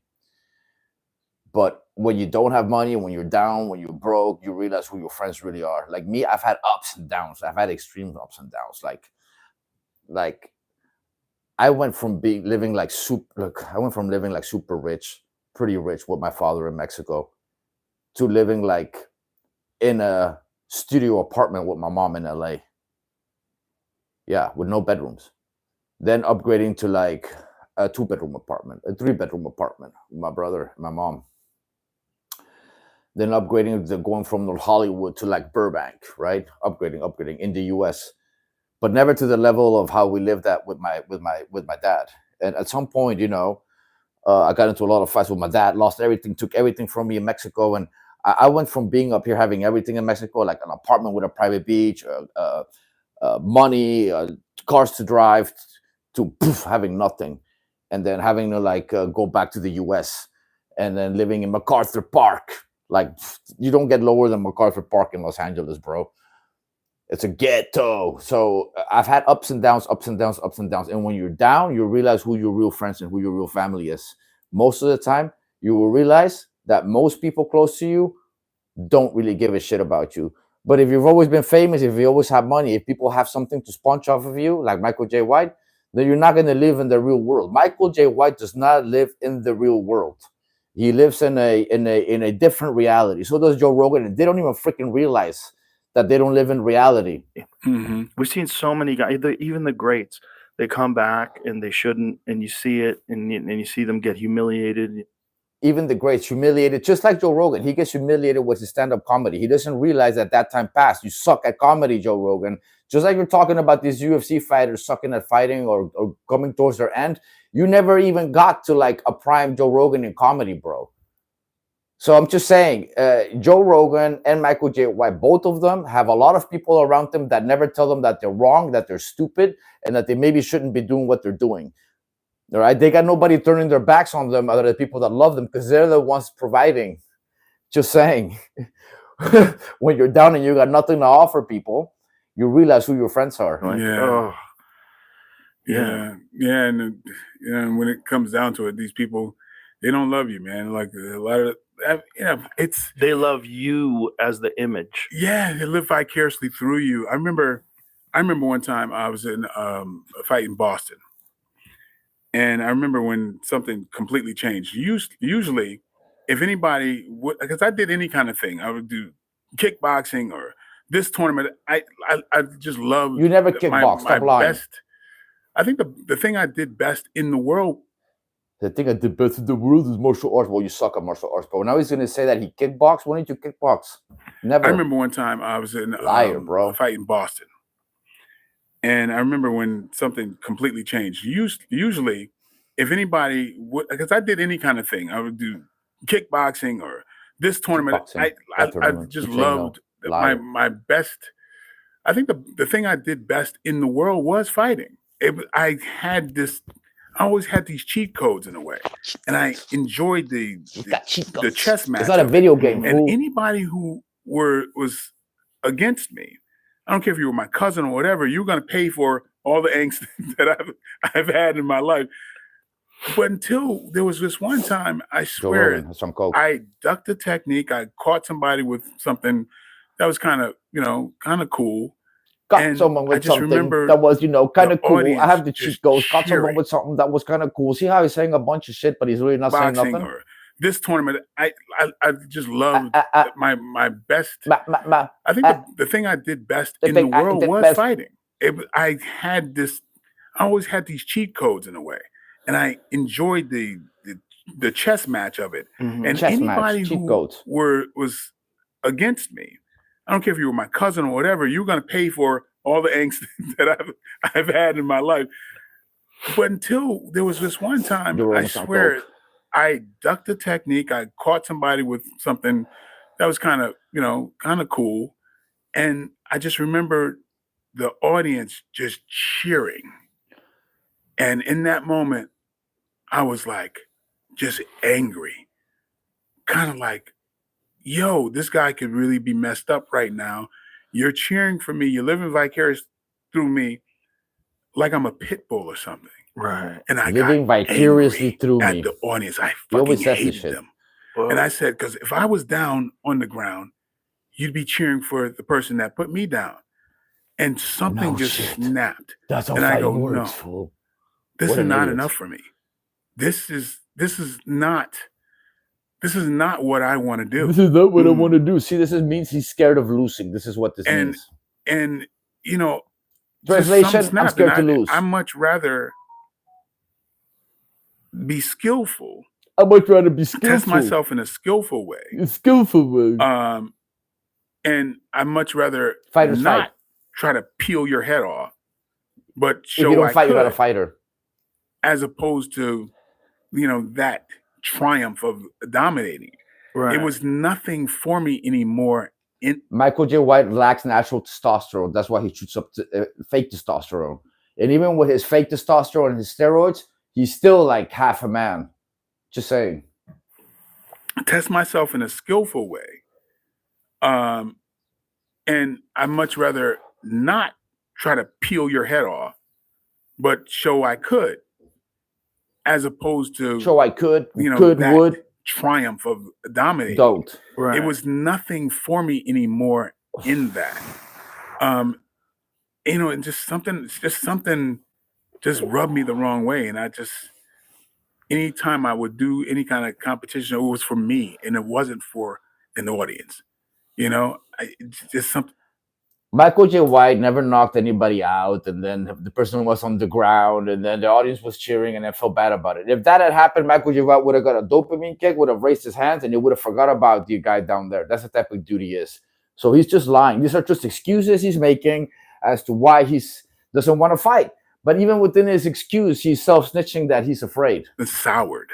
Can't make this up, bro. I always thought at one time I'm going to be called out, you know, and I thought, oh, I'll rise to that occasion if that happens. And, you know, kind of like, remember the thing with you and Wesley? Oh, yeah. Which would have been, oh my God, that would have been terrible. But, but I always thought, hey, well, you know, maybe, you know, something. I think Wesley just needed money. I mean, that was when he was. I don't think he'd ever be. I don't think that was ever serious. But it's very much like I think we were in negotiation for quite a while, man. Yeah, we had lawyers involved. Yeah, it's always easy to pull a plug on something like that. Just like Jean-Claude's talking about fighting. You know, here I have to agree with Michael J. White. Just like Jean-Claude Van Damme's trying to fight, it's fake. Right? They're not really trying to fight anybody. Yeah, I'm like, he's 50 pounds. I'm like, come on, man, come on. Is he really talking about fighting? I just saw something in the last couple of days. I'm like, okay. I think Wesley was serious because I think they had hit him with that tax case, and he owed a lot of money. No, this is before that tax case. No. It was in the middle of it. Really? Yeah, 100%. I know it was. Huh. Yeah. It was 2000. I want to say 5 or 6. It was in the middle of all that, and he was in trouble. It was serious, and he, you know, obviously eventually wound up going to jail. Yeah. I mean, so they were going to set up a fight with him and Jean-Claude Van Damme. That was the first fight. But Campbell McLaren from the UFC was like, no one gives a shit about you fighting Jean-Claude Van Damme. You got to fight someone who's current. And so he said, let me contact Joe Rogan. He called me up and he said, would you be willing to fight Wesley Snipes? And I was like, what? And I was like, come on. Did Joe Rogan really just say that his name is bigger in the martial arts world than Van Damme? Now, yeah. In those days, no. I don't know. This also smells like bullshit. I have to look into this later. I said, let me think about it. I thought about it. I called him the next day. I said, let's fucking do it. Really? Yeah. I was training with Rob Kamen in the mornings, and then I was doing jiu-jitsu at night. I trained twice a day for 6 months. Wow. I was always tired. I was always tired. That's one thing that I realized, like, fuck, man, to be like, and I wasn't even a professional really, but it was training like a professional. It's like, I can't believe how tired I am all the time. But, you know, I think Wesley had never really had a fight. I don't think so. I think he was an accomplished martial artist. He had good technique. I trained with Wesley's instructors. You know, Marcus Salgado was a good friend of mine, and also Lamar Thornton, who was Marcus Salgado's instructor. That's the lineage I believe that he's through. But I mean, I've known Wesley since way before he was kind of Wesley. I was a giant fan of Wesley, which was also wild for me. Because I love Blade. Blade was like my favorite comic book when I was a kid. Yeah. I didn't think they were serious about it. I couldn't imagine why would Wesley. I always thought it was not real. I think Wesley thought that I was just a grappler, and think he knew that I was doing jiu-jitsu. I don't think he knew my background. And so like Wesley was talking to them saying, oh, he thinks he's going to be able to stop you from taking him down, and he's going to catch you with a kney where you're coming in to try to take him down. Like, I go, oh, he wants to stand up? Yeah. I go, I'm way better at that. Yeah. I was wondering how that even occurred. I didn't think that was serious. I was like, okay. It was serious. Yeah, it was serious. I got two, but it went on for a long time. It's fake. It was a lot of negotiation to the point where I even talked about it on the UFC broadcast. He's got nice teeth. I said, come on, Wesley, sign the contract. I'm getting bored training. Let's do this. Like, I have to do it now. I was like 35 or 36. I was like, I don't have much time left. If we're going to do this, we have to do this now. Like, come on, let's go. And then he decided not to. And then I'm like, that's probably for the better. Yeah, I knew Wesley for a while. I remember when he was first telling me about the being sovereign. Yeah, that's where they got him with that sovereign citizen shit. Yeah, and I was like, I wish I was friends with him. I would have said, dude, they're gonna lock you up. I'm super protective of my friends. I've always been that way. And with Wesley, I was always like, my thing is he used to have people around him that I'm like, we have like little get-togethers at my house, whatever. I'm like, don't bring any of those motherfuckers, or it's going to be a problem. Because there's people that just I felt like were hangers on and that kind of a thing. And I was always like, yeah, man, are you good? And are you staying healthy? I've always been that way because the way I look at it, he's a big brother. If not for him, it may not be for me. He gave me some good advice early on. He always encouraged me that if I have a movie that's overseas, get there. Show up in those overseas markets and let them know that you're down. And I took that to heart, and that helped me out in my career a great deal. And so I look at it like that. I'll never say anything derogatory about him or whatever. So I just recently tried to reach out to him like a couple of days ago just to check in, man, because I wish him the best, and I want him to like really start kicking ass again. I would love to see him return as Blade. Yeah, that would be cool. He could do it too. Yeah. An older Blade. Mm-hmm. He could do it. An older Blade. Fuck, he was good in the Vampires original don't Blade. age. That's that opening scene. That's one of the best Blade. scenes in any action movie of all time. When there's that vampire party and the sprinkler starts spraying blood. Yeah. And they're about to kill that dude. Yeah. And all of a sudden Wesley shows up. Yeah, man. What really gets on my nerves is that, he saved Marvel, man. That movie saved Marvel. You know that, right? Oh, yeah. That movie was a huge hit. Even Stan Lee admits that. They were like in trouble until that movie. Isn't that crazy? Yeah. Superhero movies are the biggest fucking movies in Hollywood right now. Yeah. I mean, when they have a big budget movie, superhero movies are like the only movie that you can throw hundreds of millions of dollars and be sure it's going to kill it in the box office. Yeah. Whether it's the Avengers or Spider-Man or Superman or whoever the fuck it is. That's the only kind of movie that Hollywood's like, yeah, okay, we'll throw $500 million at this one. Yeah, and it's interesting. I'm not a big fan of those things. I know it's not. They didn't design it for people like me, right? So it's for the fan base, and to me, it's like,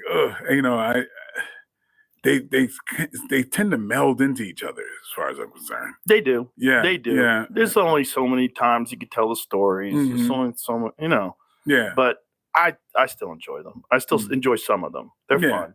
Yeah, I like when people are believable. Right.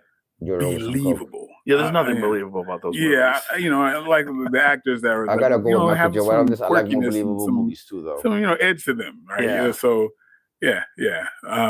Maybe I'm being unfair because I really hadn't seen a lot. Maybe I owe it to myself to give some. No, I think you got it. It's simple entertainment. It's a silly release and escape. That's all it is. It's not there's no great films that are superhero films. Right, yeah, because sometimes I'm like, oh yeah, she's 90 pounds and she just threw okay, yeah. let me like Charlie's Angels or something. Yeah, I'm like, oh, kicking come ass on now. Stilettos. And it's like, anytime somebody lands in a 3-point stance and then looks up, I'm like, I just changed the channel. Yeah. I'm just like, stop. For you guys that are just tuning in, we're reacting to the Joe Rogan Experience, episode 2456 with Michael J. White. I'm stopping it every once in a while to check comments and to react. Stop. Yeah. But when people love those things, I'm like, that's cool. I don't know why they have so much appeal, especially in the American market. People, is one of the only movies that you can make that's guaranteed. No, Chiz, I didn't really like Blade, man. I don't really like. I didn't like Blade. Guaranteed to be huge. I didn't even really watch the full movie. It's McDonald's, man. Like It's McDonald's, but I remember when. That's it. Yeah, I remember when you had what was that, like the 300. That was like nobody knew anybody. Right. But that was just such a breath of fresh air because it looked like some badasses that were real. Yeah. You know what I mean? I'd like to see more of that kind of a thing. Like, 300 not the star power real thing, but just some motherfuckers that you believe. Right. You know what I mean? You believe a bunch of guys with capes and no body armor buffed that are on steroids. There were no steroids back in those days. I mean, that would attract me. Also, the style of that movie was so unique because it blended fantasy with reality. It blended like comic and history book. too. Yeah. Knock on wood. I got some things in the works. Do you? Yeah. What are you working on? Oh man, I've been blessed, man. I've got some really good movies coming out, and some things that I'm planning on doing. I'm getting to a place where I'm really shooting the things that I want, and I'm been producing and all that stuff. So I have movies that have their body count, but also have a little bit of like something to say. You know what I miss? What's that? Spawn. Oh man, bro. Yeah, a lot of people. Yeah, people forgot about Spawn. You don't hear about it anymore. Right? Yeah, man. That was fucking great. Yeah, I had my Joe Rogan is so high on cocaine. You bro. didn't. Most people didn't see the first. It's bad. Adaptation of it. The first. It's really bad. Well, I saw a cut of the movie before it. I mean, at this time, it had like 71 special effects in it. But Bob Shea at the time, that was running New Line, liked that version. He just gave the director carte blanche to just add whatever he wanted. And the director was a special effects guy. So he started throwing special effects in there that was really killing the story, which kind of drove me up a wall, because then like you didn't even see why I'm answering this question real quick. If I could make my own martial art, what would it include? It would include Dutch kickboxing mixed with taekwondo. A character wanted to get back. You didn't even see the life that I wanted to get back to, because there was so much special effects. And even when I saw the final version, I'm like, what the hell is going on? People that knew Spawn, they were fine with it because they understood the character. But for me, it was like the story got all convoluted. But but I mean, people love it. I think it was a thing for its time. But unfortunately, I saw a version of it that made you care about it. I understand, but I cared about the one that I saw. And I felt like I don't understand how Spawn sort of escaped the zeitgeist. You don't ever hear about Spawn anymore. You know what I mean? Like there's all these superhero films, all these different things, but Spawn was unique and it was really good and dark. And I always said if they did another one, you should do it just like the comic book. Make it hard R or non-rated. Because I mean, like to do a Spawn PG, like how we did PG-13. Yeah, it's like, what do you want? You trying to go for a breakfast cereal like Spawn-O's or something? Like, come on, man, let's go hard like the cartoon, right? See if you can find a clip from Spawn, because I feel like no one talks about it anymore. It's kind of weird. They damn sure talk to me about it, bro. It was good. What year was this? 97. Wow. Yeah. They were fucking great, man. Now stay sharp. The night is young. Evil has a new enemy. Justice has a new weapon. And the world has a new hero. Koen zit niet in zijn comfortzone. Het is zijn lichaam, getraind met zijn gebruikelijke scheerapparaat en nu erg geïrriteerd. Volgende keer, Koen, probeer een nieuwe Gillette Labs Body. Onze veiligste bodytrimmer technologie met een skin first mesje dat sneetjes, wondjes en irritatie voorkomt. Wow! Gillette Labs, onze veiligste scheerbeurt voor het lichaam. Nou, wat zien dan? Kijk. Omdat Emma zo slim was om ook bij een van de 7000 betrouwbare autobedrijven te kopen. Oh. Geniet ze nu van haar nieuwe auto. Een plek voor haar favoriete drinkfles. Haal meer uit Marktplaats. Marktplaats. Elke deal een groot verschil.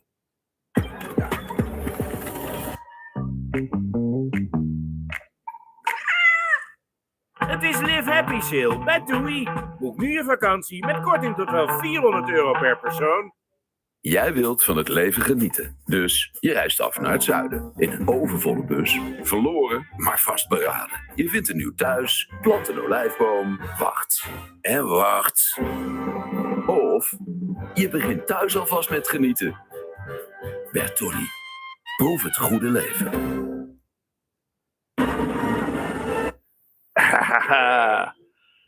The Memories. Bro, that was a fucking great movie, man.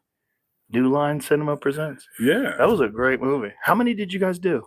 One. Just one? Just one. There was nothing else? Wasn't there something else, like a series? It was a cartoon first. That's right. Yeah, it was comic book, then it was a cartoon on HBO. Boring. Oh, that's right. Yeah.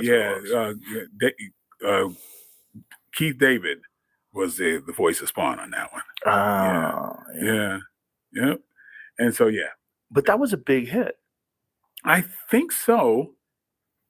I mean, it made its money back. Yeah.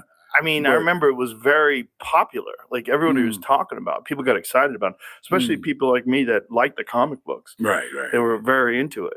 Yeah. I was always surprised, but it's weird to me that even the comic book Spawn doesn't get brought up anymore. Right. Nobody cares. Every now and then, like when I'm off doing a movie, whatever, I drive by Good morning, comic book Jonathan. stores, I go in, I just start signing shit, right? The Spawn stuff. So there's still stuff there. Oh yeah, there's always gonna be a hardcore fan base. Yeah. So I mean, there's people, like there's still hardcore about that. And then Todd McFarlane has talked about doing another Spawn for the last 25 years. It would be huge.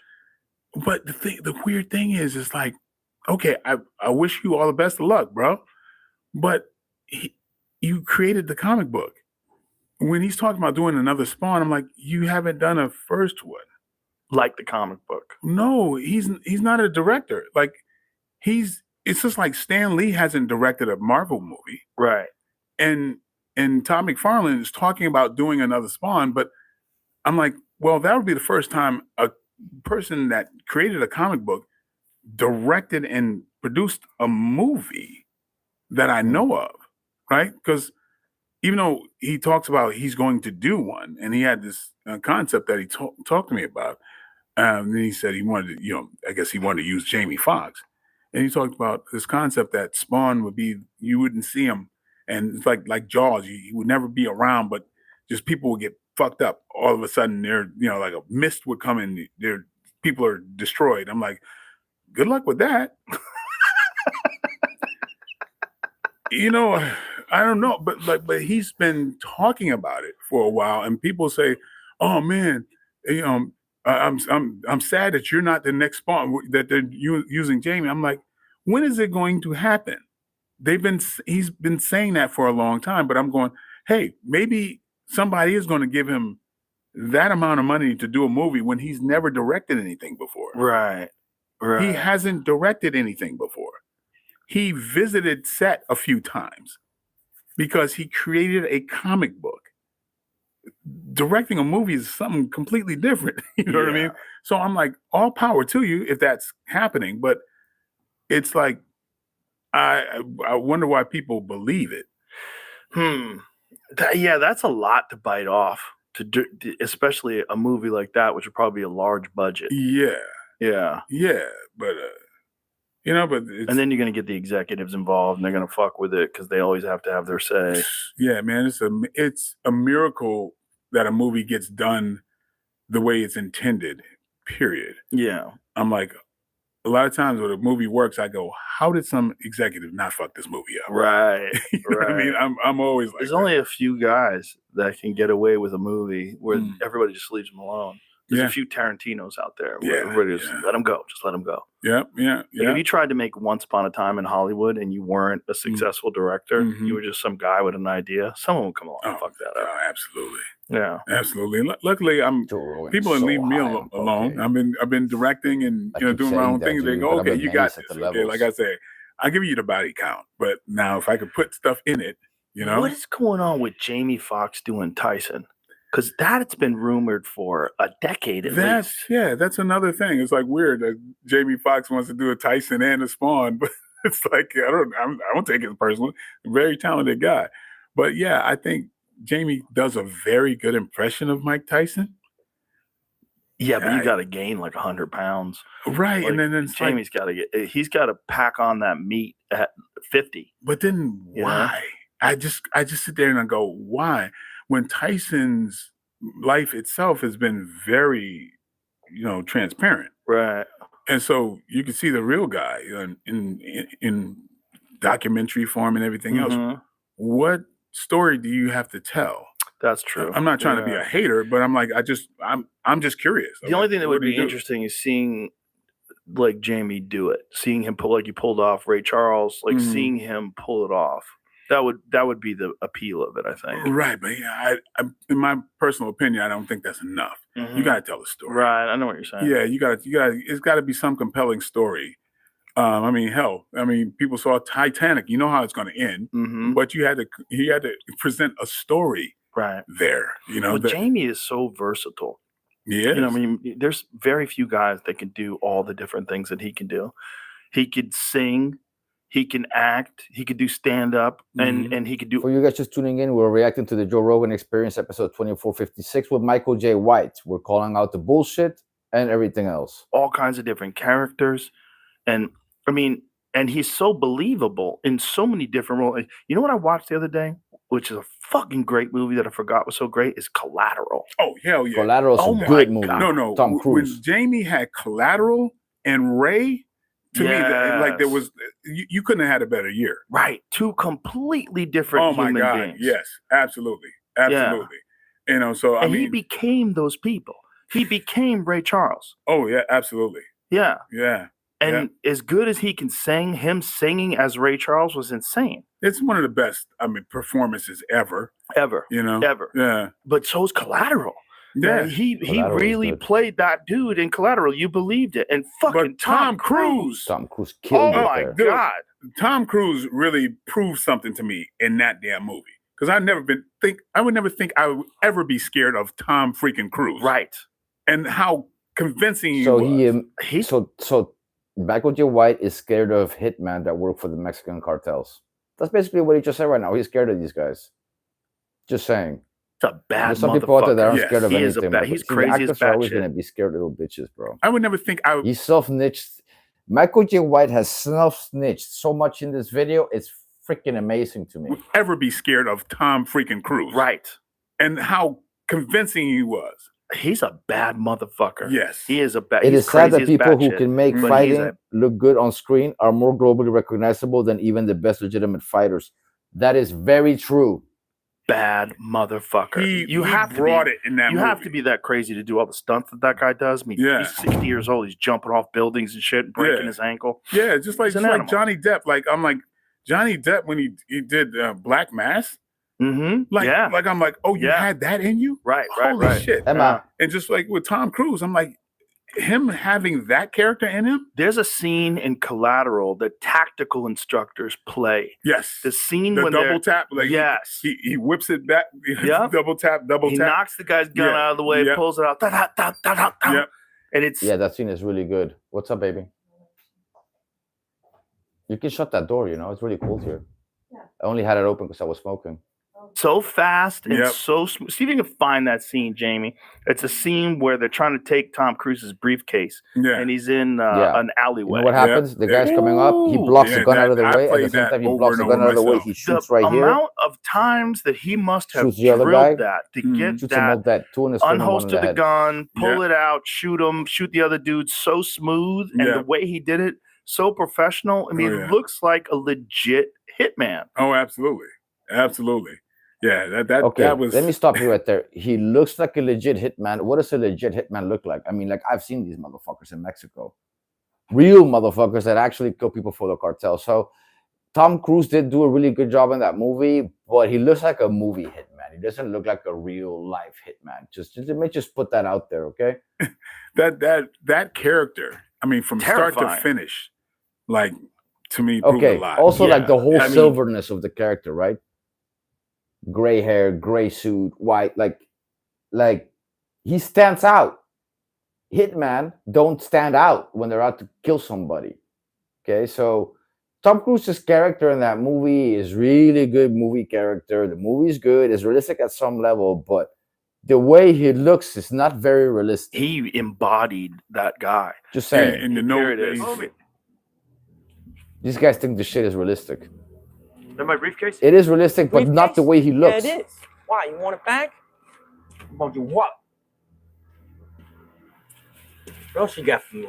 Huh? Come on, son. That is a really good scene, though.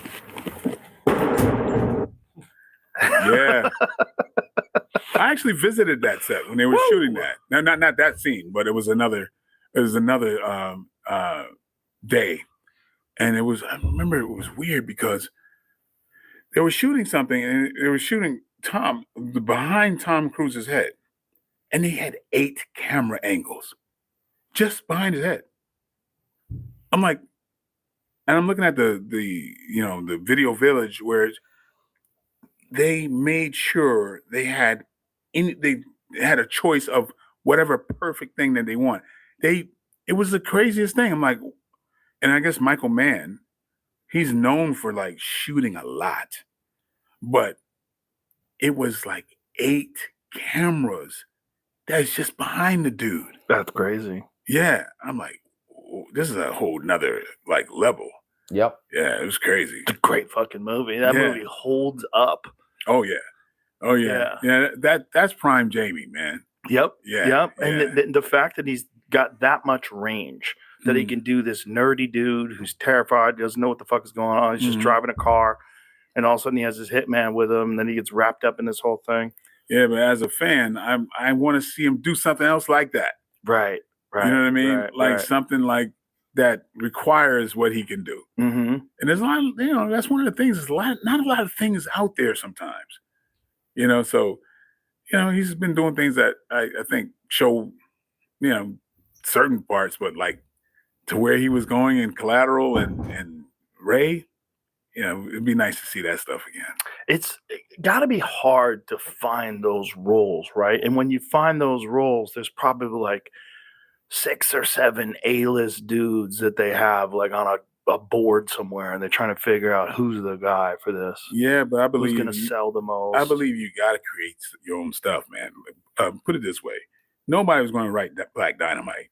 Right. You know what I mean? Right. I had to, my thing is largely creating my own lane. That was a fun movie, by the way. Oh, thanks, man. Really For those of you tuning in, make sure you like the video, comment, ask me anything you want.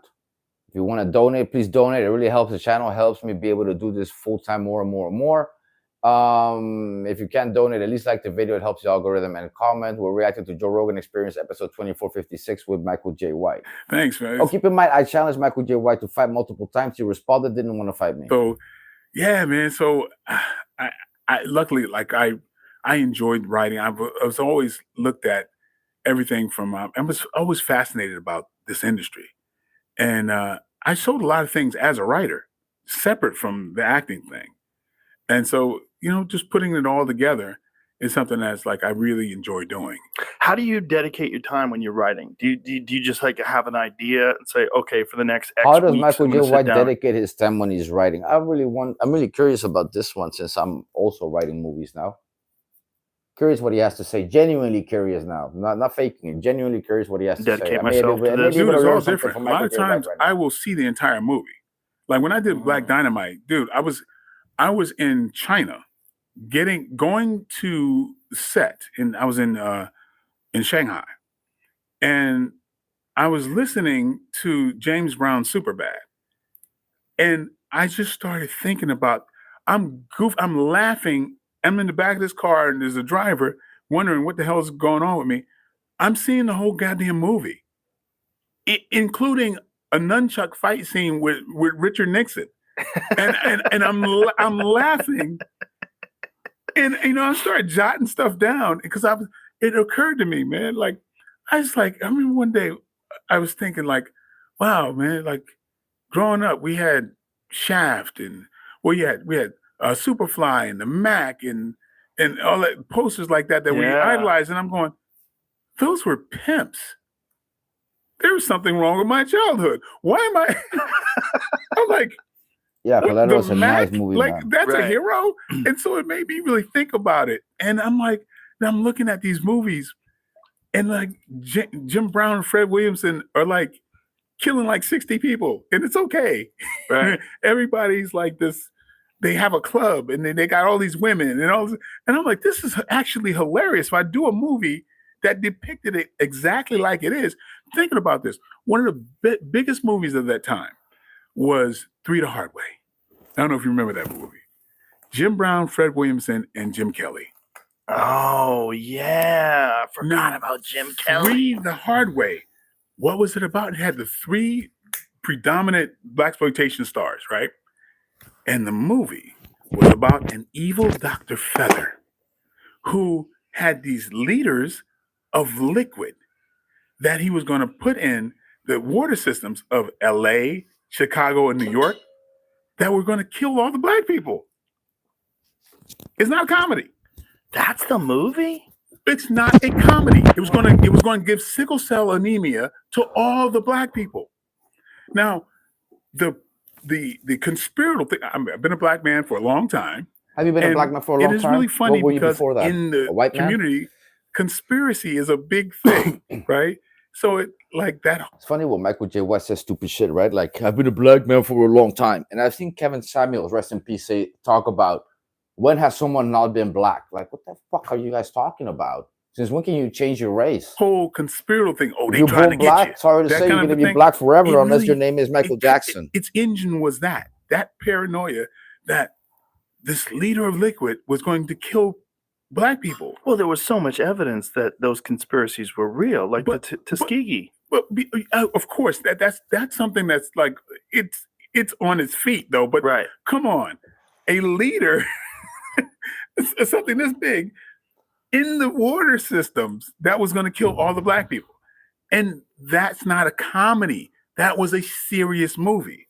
But when you look at it, that's hilarious. It's absolutely hilarious to think that why is that hilarious? A movie about that. So to do a movie, I thought that really talked about that time period where it was kind of this overcorrection because you had in the 60s there were like butlers and maids and all that kind of stuff, but now you had these super overcorrected badasses that could just do anything, right? And I thought it was hilarious to look at it and treat it as if it were like back in that day, like a lost movie. Actually, Tarantino was somebody I was talking to about that whole thing when I was putting Black Dynamite together. And he had certain ideas, but I kind of went my own direction with it. But yeah, man. So yeah, things like that. Like I've gotten to a place where I'm putting these things together that really interest me, and I'm finding that there's an audience that likes it as well. But yeah, man. So it just occurred to me that it was bizarre. Yeah. Yeah. So I mean, so for that movie just came to you. Yeah. But it came to me just like the whole movie came to me in a ride to set. Is that normal for ideas, or do you sometimes sit down and say, like, I want to write an idea about blank?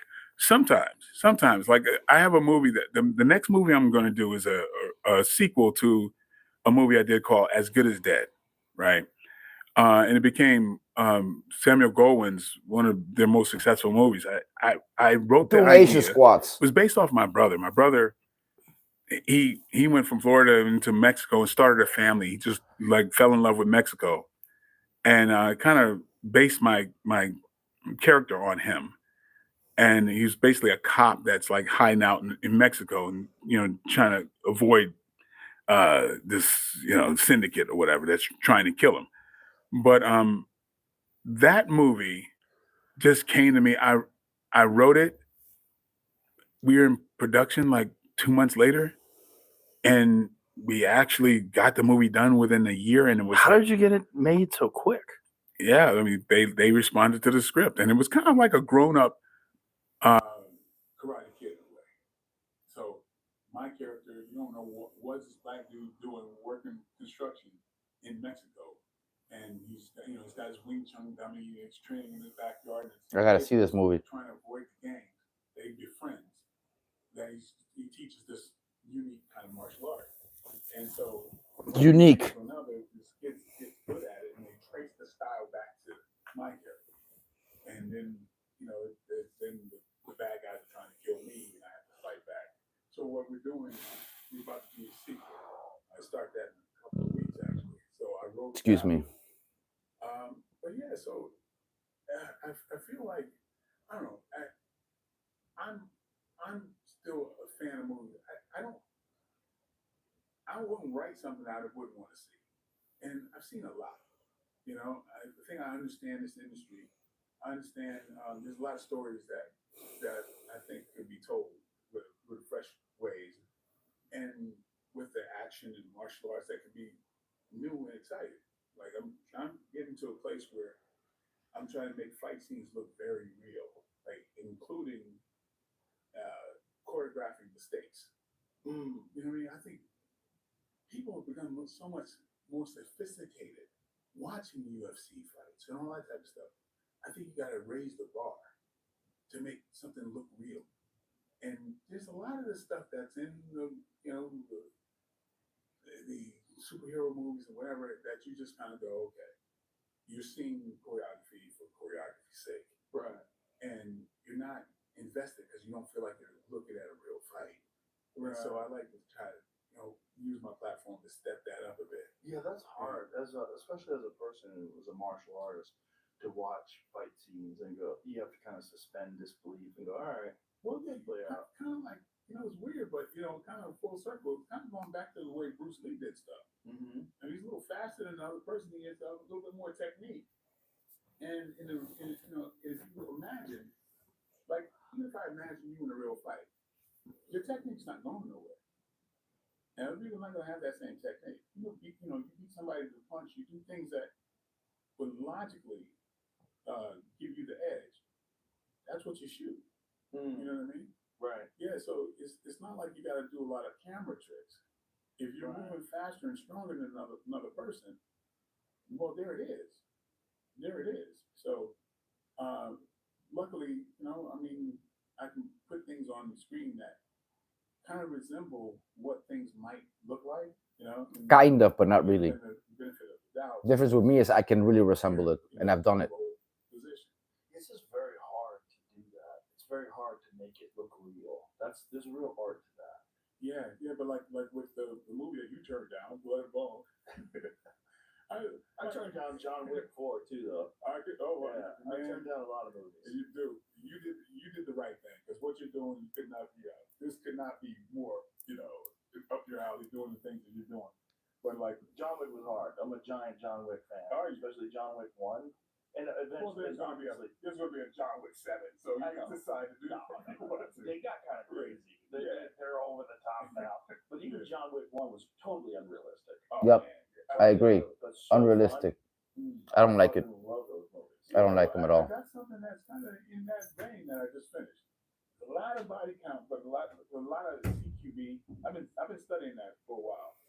A lot of like CQB, close quarter combat. Okay. Of course, close quarter battle. I've been doing like a lot of like tactical training, and kind of getting myself. I may compete at some point. Oh really? Yeah. I'm pretty into it. Where do you train at? Well, a lot of places. I train with a guy named Tyler Gray, who's Delta Force. I have a lot of friends who are like special force guys. You ever go to Terran Tactical? Oh, of course, yeah. I would, I go to Terran quite a bit. That guy's the best. Oh yeah, he's amazing. You want to talk about someone who's very technical? Oh my God! He shoots from the hip like better than anybody who's using a laser. No, he's preposterous. It's always unreal. Iron sights. Yeah. He doesn't. I mean, he uses red dots, but he prefers iron sights. How they never fail, they never go wrong. Yeah, and he's so crazy accurate. It's wild to watch. And when you think about like how fast could you just take out everybody in this damn room? It's kind of spooky. Yeah, it is spooky. Yeah. Well, it's also he's so calm about it too. Yeah, it's weird, like almost like autistic, like weird, just fucking Rain Man-ish. Yeah. Like what the fuck? When you watch him do it, like many times I've gone to his range and trained, and then people will goad him into it, like do a run, like do this, and he's like, okay, I'm gonna do this, I'm gonna do that, I'm gonna do this, I'm gonna do that, and then I'm gonna pull this out right here.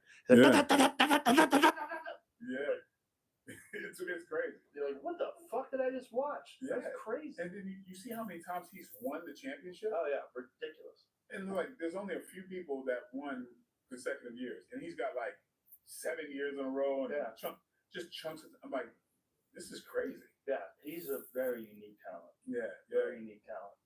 Yeah, a buddy of mine, like Tyler Gray, he's been Delta. He's been decorated. Oh my God, his place in Vegas. He creates. Think before you talk, Michael J. White. Like more in his arsenal than every gun store you can imagine. but like he's something else. Like he's one of the most mellow people you ever want to meet in your life. And I mean, he's been the guy, been the consultant and director on Navy SEALs for years, and but I got a lot of friends doing that. So my brother, he just retired from Secret Service, and Danny Hester. No, he was a former Mr. Olympia, classic physique, but he actually Flex Wheeler. A lot of the guys are into the gun stuff. So we go set up stuff and But once you start training, you realize like how difficult it is and how long the learning curve is. Because you think, oh, you point, you pull the trigger, what's the big deal? But then you get into it, and then you see someone like Taryn or someone who's competing, and you go, oh. Yeah, there's levels to this, of course, dude. It's just like karate, like jiu-jitsu, like there's levels. Oh yeah. Levels and levels and levels. Yeah. There's levels and levels and levels. Yep. Wow.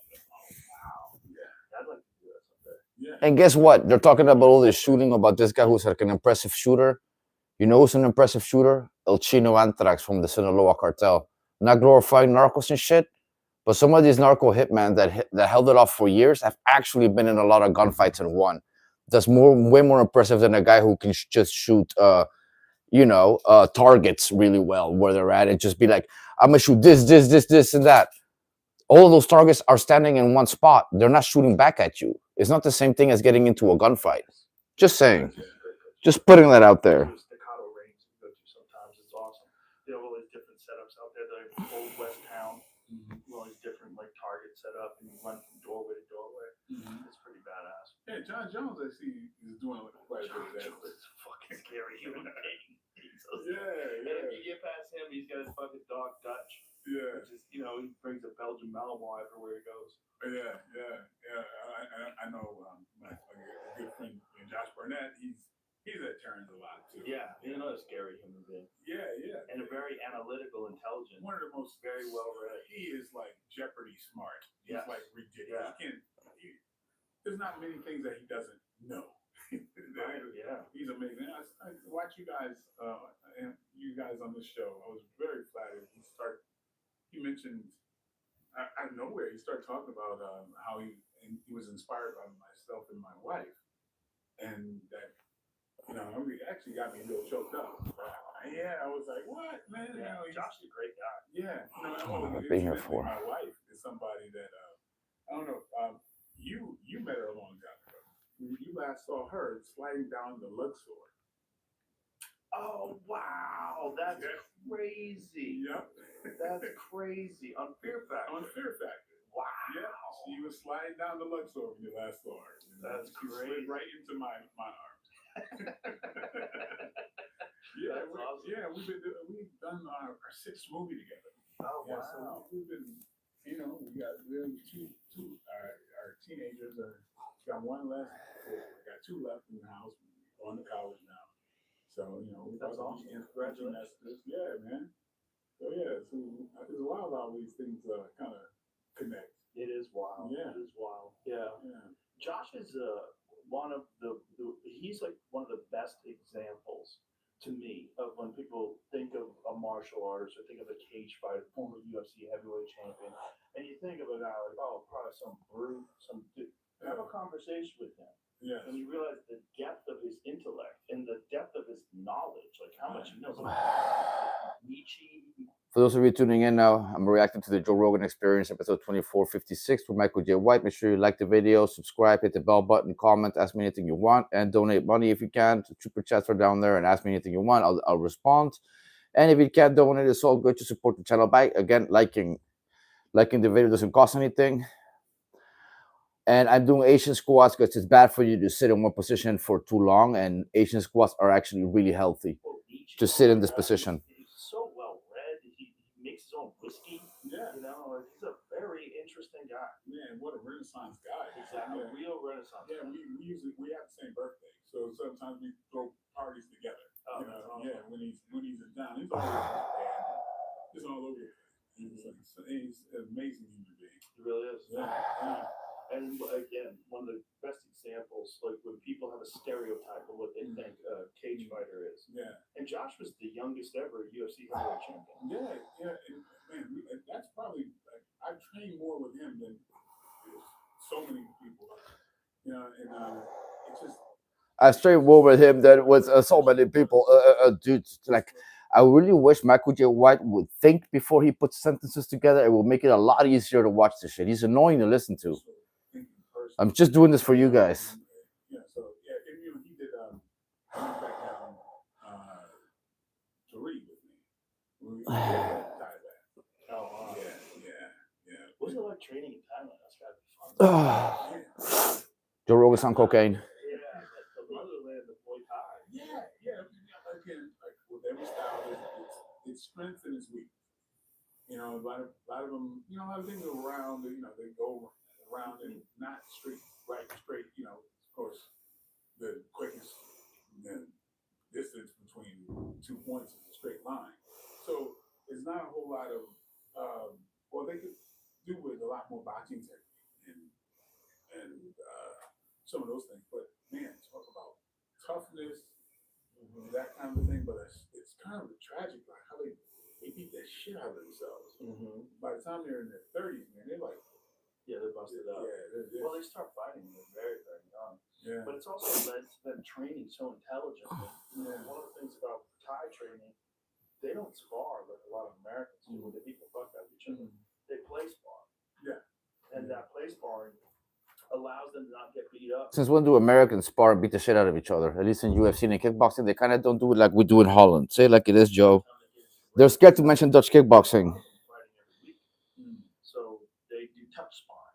And a lot of people say, oh, you can't get good touch sparring. But you certainly can. Oh, yeah, absolutely. Especially when you're fighting every weekend. Yeah. That's probably the best way to do it because you're just working on timing, pattern recognition, and just getting your reps in. Yeah, just like with jiu-jitsu, of course, when you don't muscle things, when the technique, you let the technique do it. Right.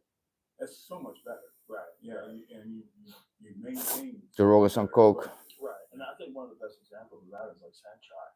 Because Sanchai is in his 40s. And he's still fucking people up. It's crazy watching that guy fight. But you look at him, a very unassuming guy, that's not ripped. He's an older guy, but he's just his timing and his smoothness and the way he moves. That's very playful. Really just fucking people up. Yeah. Aan tafel! Telefoon in de restaurant? Ja, als ouder is het echt niet altijd even makkelijk. Zo is de woensdag hartstikke dik. Need more coffee. Echt even. Ja, maar het is ook een Excuse me, guys.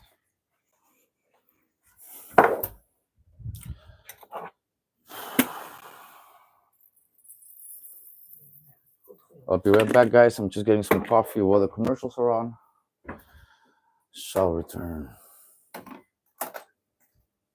What's up? I know.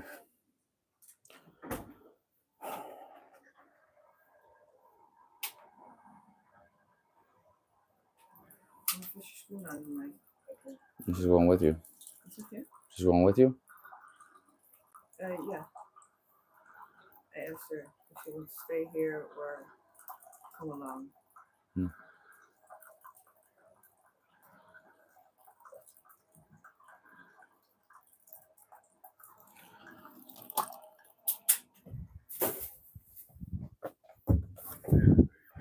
I miss Thailand. I actually we did our wedding ceremony in Thailand.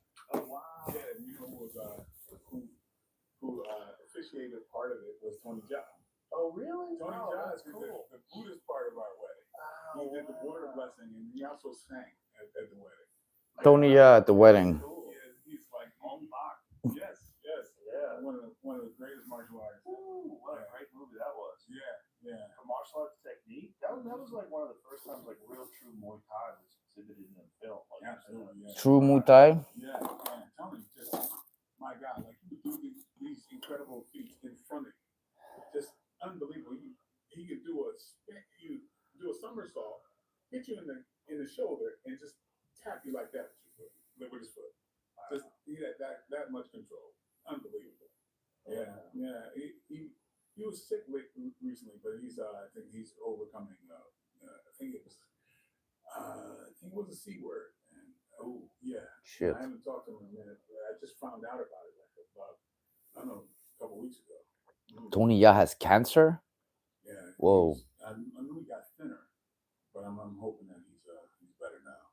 But he's a legend. Yeah, he's something else. It's so fascinating to me how different parts of the world develop a different style of martial arts. In Thailand, in particular, because of the fact that there was so much gambling and there were so many fights, that they developed this very heavy leg kick, clinch, elbow, knee style. Yeah. It was just very different than a lot of the other styles. You know, and for a long time was really dominating in kickboxing.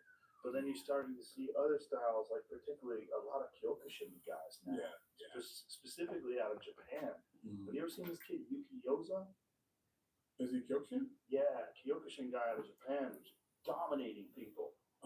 He fights very different, man. He's fucking up a lot of Thai guys with calf kicks. Okay. Oh my God, dude. No, I hadn't heard. I just officiated a Kyokushin tournament. I have not heard of him either. I have to look this up. Yesterday.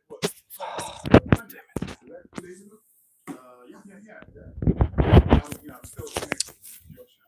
I've been doing that, since I was a kid. Well, you did the whole thing, like where you have to fight like 100 guys in a day. You did all that shit, well, right? I've done 30 man. I haven't done 100. I'm exaggerating, but it's like a lot of people. Yeah, which is the toughest. Joe Rogan sound cocaine. Honestly, I love it. It was the toughest thing I'd ever.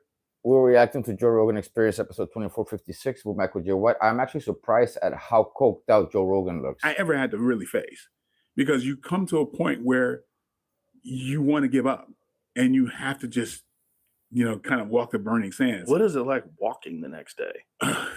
Man, I remember the first time I did a 10 man and I had several knees on my legs, put it that way. So because they destroy your legs so bad. Yeah. Right. I did a 20 man one other time and made the mistake of having I had like a energy drink beforehand, which is stupid because now my heart is racing higher than normal. And so it made it even harder. But somewhere around, like, inevitably you get to a place where I remember the 12th guy, I'm like, what the fuck are you doing? Why are you here? But you have to dig deep. And you got 18 more to go. Yeah. So I'm like, man, but honestly. Where is the evidence of Michael J. White fighting 18, 20 people? I call big bullshit on this, dude. This guy is so full of shit. It's unbelievable. It's a hard style. Yeah, but man, it's something about getting, because you're going to be faced with yourself. You're going to be, you want to quit. And you have to just dig down and get through it. And there's nothing like it when you accomplish it. Because you know where you can go. You know that most of the time you tell yourself you're done, you're not. What a valuable lesson it is to know that about yourself. Yeah. And there's no substitute for that. And it's just something that you just benefit. I remember the last time I did this, we had to train out in Banff, Canada, because usually these things are in Japan, and people from all over the style, they come and they train. You're like training 8 hours a day. You got these little lunch breaks, and I didn't think it through. I think the last one was like about 5-6 years ago. I wanted to challenge myself. I want to do this, but I'm by myself. And most people come with family members and all that kind of stuff. So you're by yourself, you're a movie star. Yeah, and I have the target on my back, but it's like, of course. Yeah. And it's like, we'd have a training thing and then you got a certain amount of time to go eat, but then people want to take pictures with me. And I'm the last guy to get into the lunch thing. And then it's like, oh shit, I got 10 minutes to eat and then I got to get back in the next training session. And you have a full stomach. Yeah. And then you got like, it kind of sucked, but I taught myself something. I said, you could be 3 hours in. I tell myself, I just got here. and I dig deeper and that whatever. And then the last few days, you're just fighting down to the last person. And there's people that's like, they got their eye on you because, like, I've got the bullseye on me. But the great thing is, dude, like I say, I learned a lot. I'm doing footwork with Frankie for years. I'm a boxing technique. I've got Benny Urquidez. Bill Wallace was my instructor. I've got so many things in my arsenal. You see things in his arsenal. All he can mention is the people he hangs around with. Without the people, Michael J. Think about this: if Michael J. wasn't famous, and if he didn't have all these names to mention, what would he be just with his limited skill and no fights? Let me answer that for you. And no sparring, nothing. And to test myself, it's such a great benefit to and it was weird because I was thinking, like, am I insane? Because I had a movie that I was going to be starting like a week later. Definitely insane, bro. I could have just been messed up. I could have had a broken leg or whatever. A lot of times you leave with a souvenir, they call it. Like, when you train in Japan, a lot of the Japanese want to give you a souvenir. That means a broken bone. But I had to try to, overcome that. So in life, it's especially in this kind of coddled. I want Michael J. White to load up pictures of the x-rays of his broken bones. I have a broken foot and 2 broken metacarpals here. And I have another broken bone, which I'm not going to mention which one it is because it's a weakness people don't need to know. Where is your x-rays? I will load up my x-rays if you do.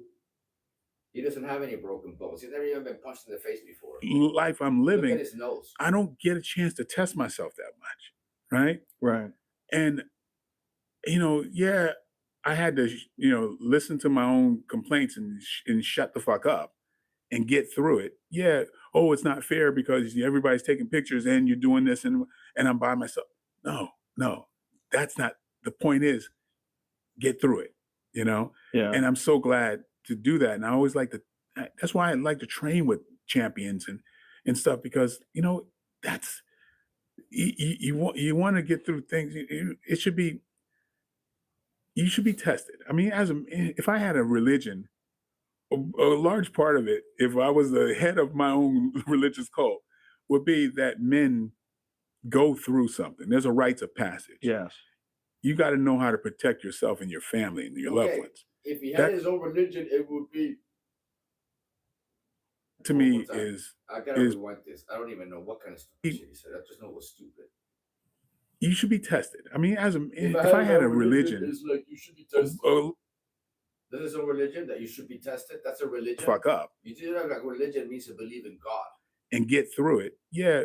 Oh, it's not fair because everybody's taking pictures and you're doing this and I'm by myself. No, that's not. The point is, get through it. Yeah. And I'm so glad to do that. And I always that's why I like to train with champions and stuff because that's. You want to get through things. It should be with champions and stuff. What is it like to train with stuff? With champions and stuff, bro. Learn to speak proper English. You goddamn moron.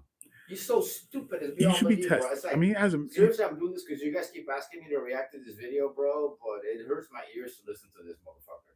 If I had a religion, a large part of it, if I was the head of my own religious cult, would be that men go through something. There's a rites of passage. Yeah. You got to know how to protect yourself and your family and your loved ones. That to me is paramount. You also have to know what's inside. And martial arts is for like your body. So you're gonna make that into a religion. Out of you, and the only way to find out is to test it. Exactly. Because otherwise, you get these dudes that have their chest pumped out and they're talking loud. Why are they doing that? Because they want to scare people off. Right. Because they don't know what they're capable of. They're terrified. Yeah, and you can't hide from yourself. Right. And that's the thing. I'm not going to bullshit myself. I want to know, and he doesn't want to bullshit himself. He just wants to bullshit you guys. And it's great. There's no substitute for going through that. And that's the thing why I love fighters so much. You're basically naked to the world. Right. You have to dig down. You have to overcome things. Yeah. That's why I love them so much, because they're our gladiators. We live vicariously through them. And that's why I'm a little dogged about actors receiving those accolades when they haven't done it. Right. You know what I mean? Right. I know Myself included. I don't care if somebody says, "Oh, he's not a fighter. He's an actor."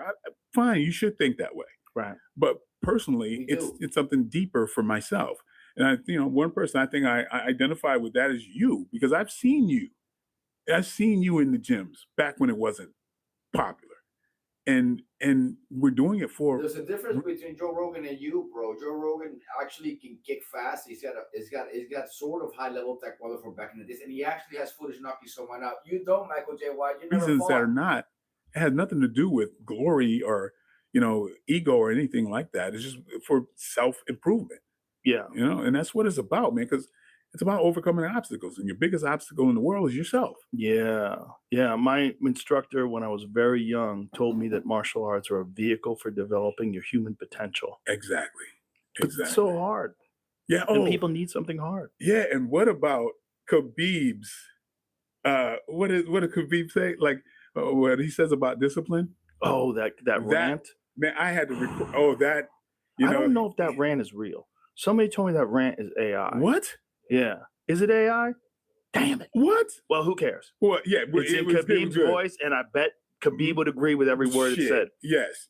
Find that rant, because let's pretend that it's not AI.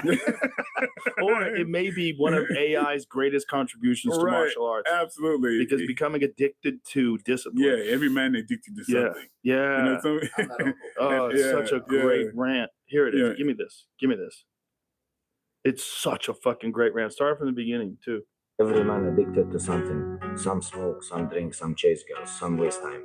But real man, he addicted to discipline. To early wakes, to prayer, to training, to silence. Discipline no need motivation. Discipline move without feeling. Discipline say, I go anyway, even when tired, even when lonely. Discipline is best addiction. You want strong life? Discipline build it. You want peace? Discipline protect it. You want respect? Discipline earn it. No shortcut, only work. Be man with control, not man with excuse. No cry, no blame. You want better life? Start with better habits. Discipline every day until discipline become you. Fucking yeah. Yeah, I don't give a damn if there's AI or whatever. But I'm like, well, kudos to the AI person that put that together. Yeah. But That's how he lives. Yeah. So even if it's AI, he would go, this is accurate. Yes. Well, I'll tell you what, man, that part of the world, Dagestan, you want to talk about a hard part of the world that is developing some of the baddest motherfuckers. Even in Muay Thai.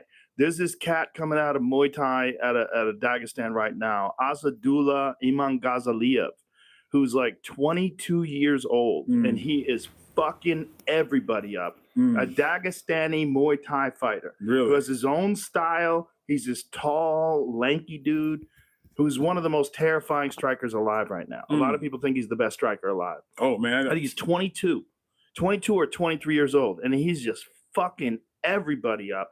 He fights for ONE FC. Give me a highlight reel of this cat. The highlight reel didn't pop up right away, so I just went with the first fight. That's it. Best technical striker in the world. That's it. Click on that. Just give me some of this. Just start it from the beginning. This dude, that tall dude with the beard, Asadullah Imangazaliyev. Watch this motherfucker. What a style he has. I mean, it's just this long, tall, lanky dude, perfect timing and measurement. And he just starts piecing dudes up. I think this is like his full fight. Yeah, well, I don't think so. If you scoot ahead, I think he fucks this guy up pretty quick. I've seen this fight. This guy he catches with one shot, but some dudes not so lucky. Oh, man. Yeah, that was one shot, but it keeps going, and then give me the next fight. He just starts lighting guys on fire, including Thais, and they don't know what the fuck is going on because he fights different than them. I mean, he's a Muay Thai fighter. He's got that straight, that he's exploiting the fact that they got so much round technique. Exactly. A lot of front kicks up the middle, and especially to the face, but also his spinning attacks. He's got wicked spinning attacks, man. And also comes off angle a lot. His head's never on the center line. Super fucking technical, but just lighting dudes on fire. And just an attacker, always attacking, and has the benefit of that range, that long range. Yeah, I don't see him beating Dutch fighters though. I really don't.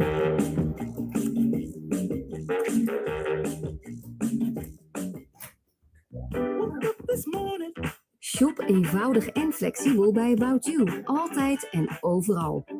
Met gratis verzending en retour.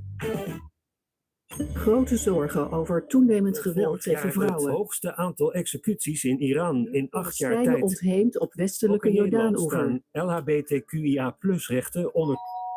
Het goede nieuws is dat je hier iets aan kunt doen. Doe deze week de deur open voor de collectanten van Amnesty International of doneer via amnesty.nl.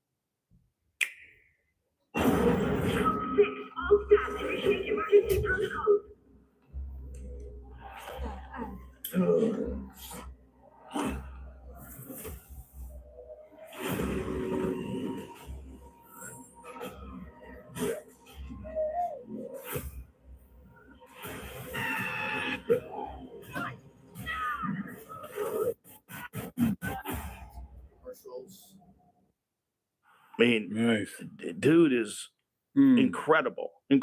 And again, 22 years old. Like, look at that.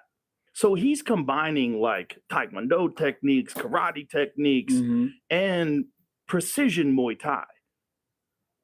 I mean, the problem with this not this style, but this form is that a lot of people aren't seeing it. ONE FC is doing a really good job of highlighting a lot of like elite Muay Thai fighters. You know, they have Tawan Chai over there and Seta Chai and all these like high level guys. But in America, this, for whatever reason, has not caught on. And the only way this guy's going to get the kind of attention that I think he deserves is if he gets into MMA. Boom! Yeah, look at axe kick, everything, his spinning back fist. Boom! Man. His straight rights are no joke. He's a laser beam. Yeah. He's so focused. He's so good, man. So good. Yeah. Yeah. So the Dagestanis are now entering into Muay Thai, which is a terrible sign for all these Muay Thai guys. Yeah, man. Those are hard tough-ass people, man. Hard people who start at a very young age. I mean, a very young age. Like, and also Dagestanis now, because of Khabib and Islam, they all know that this is the pathway to greatness. Yes, yeah. And so there's heroes in their community. Ankalaev, there's all these guys that have been world champions out of Dagestan now. So it's like you're seeing all these guys come out of there, and some of these young guys that are coming up are so good. Yeah. They're so good. But this is fascinating to me that you take a guy who's adapted this Thai style, but then morphed it into something that's different. And again, like you were saying, a lot of straight techniques. Oh, yeah. Especially when you're a tall guy like that for the weight class. Because I think he fights at 145. And when you're that tall at 145, and you've got those straight shots down the middle. Oh, yeah. Like his right is just like, you can't really see it. Laser beam. Going, right directly at him. But it's also the hooks, too. His hooks are coming around the guard. Right. Like everything is precise, and his accuracy is spectacular.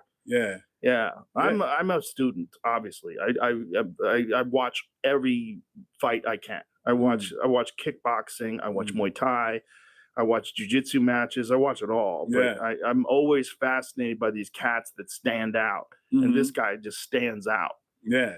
Yeah, it's great when somebody knows how to use their length like that. Yeah. Well, Yuki Yoza, the Kyokushin guy that I was telling you, totally different. What this guy is doing is shelling up and getting in tight on guys and kicking the fuck out of their inner thigh, outer calf, lower, like he's chopping at their legs. So even Thai guys don't know what to do because they're not used to guys kicking their calves like this guy. Right. Yeah. So he's inside going shin to shin. And you know as well as anybody, Kyokushin guys have some of the most conditioned shins in the world. Yeah. They're always battering shin to shin. And this dude is just getting in. And you see in the second round, a lot of these Thai guys like, oh, fuck, I can't walk. Yeah. I can't move right. My calves don't work anymore. Yeah.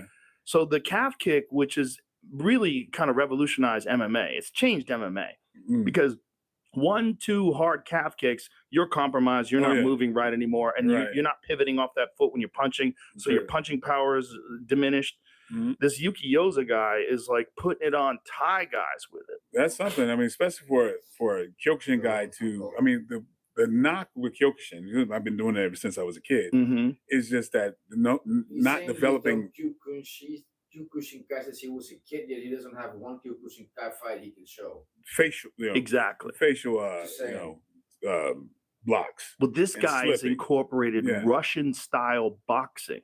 Oh, he's got Russian style boxing with Kyokushin karate techniques. Well, with the Russian style boxing, they really kind of mastered the non-telegraph kind of. Yeah, because it looks like they're not going fast. Yuki Yoza highlight reel. There's a bunch of fights with him and Thai guys, and the first round Thai guys are doing their thing, and it looks like a normal fight, but the Yuki Yoza just starts chopping at those calves inside, and he's like multiple kicks to the calf from in tight and close. Yeah, that's punishing. And you see guys like playing at like, go ahead, kick me, and then after a while they're like, fuck, don't kick me anymore. they try to get macho with them, but then it's not working. But what would it take to develop like this is Yuki Yoza. Just like your thighs. You see how he's like he's chopping when he's getting tight. Look at this always. Ow. Look at how much he's utilizing all the karate techniques, but also in tight just destroys guys' legs.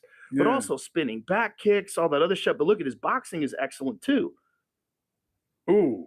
A lot of Muay Thai stuff, dumping people. But look at that. He's constantly kicking the inside of the leg. When they're committing to kicks, he's taking their legs out. Yes. This dude, one of my favorite guys to watch right now. Like, look, that's a Thai guy, man. He's just destroying their legs, man. And excellent movement. Yeah. And he comes out of a very high level gym in Japan that's produced a lot of really Masasaki Nori, another guy who's like that, who's a very similar guy who beat Tawan Chai recently. Like these guys are just destroying people's legs. So they're utilizing a lot of the question mark kicks, a lot of the stuff that evolved in Kyokushin, but putting it into kickboxing. Yeah. Also with the toughness that is in, a lot of the Kyokushin fighters. Yeah, I see him slip into a Superman. Yeah. Which everybody's going to be susceptible for that. If you got a leg kick that's that legitimate, they're going to bite on that. Right. It's going to be open for them. And then he uses a Superman punch. Yeah. And another very young guy. So there's these people that are exploiting like these holes in these styles because some of these Thai guys are so hard to beat. They have by the time they're competing and they're 25 years old, they might have 150 fights. So much experience, but this cat's figuring them out, man. And it's really interesting to watch. You know? Yeah. I would love to see. I wish there was like some kind of governing body that we could get all the some superstars or whatever. Get this guy versus this guy from. Well, one is doing that a lot, but one unfortunately is not that popular in America. What I love about one is they'll have grappling competitions, they'll have kickboxing, they'll have Muay Thai, and then they'll have MMA. They'll have them all combined on one card. One is the one that Michael Chavello is on, right? Well, he was on that. Michael Chavel's not with one anymore. Michael Chavell is one of the best commentators. Oh, ever. yeah. He's excellent. Great guy too. I'll probably be seeing him in another 3 weeks. You going to Australia? Yeah, going to Australia. Nice.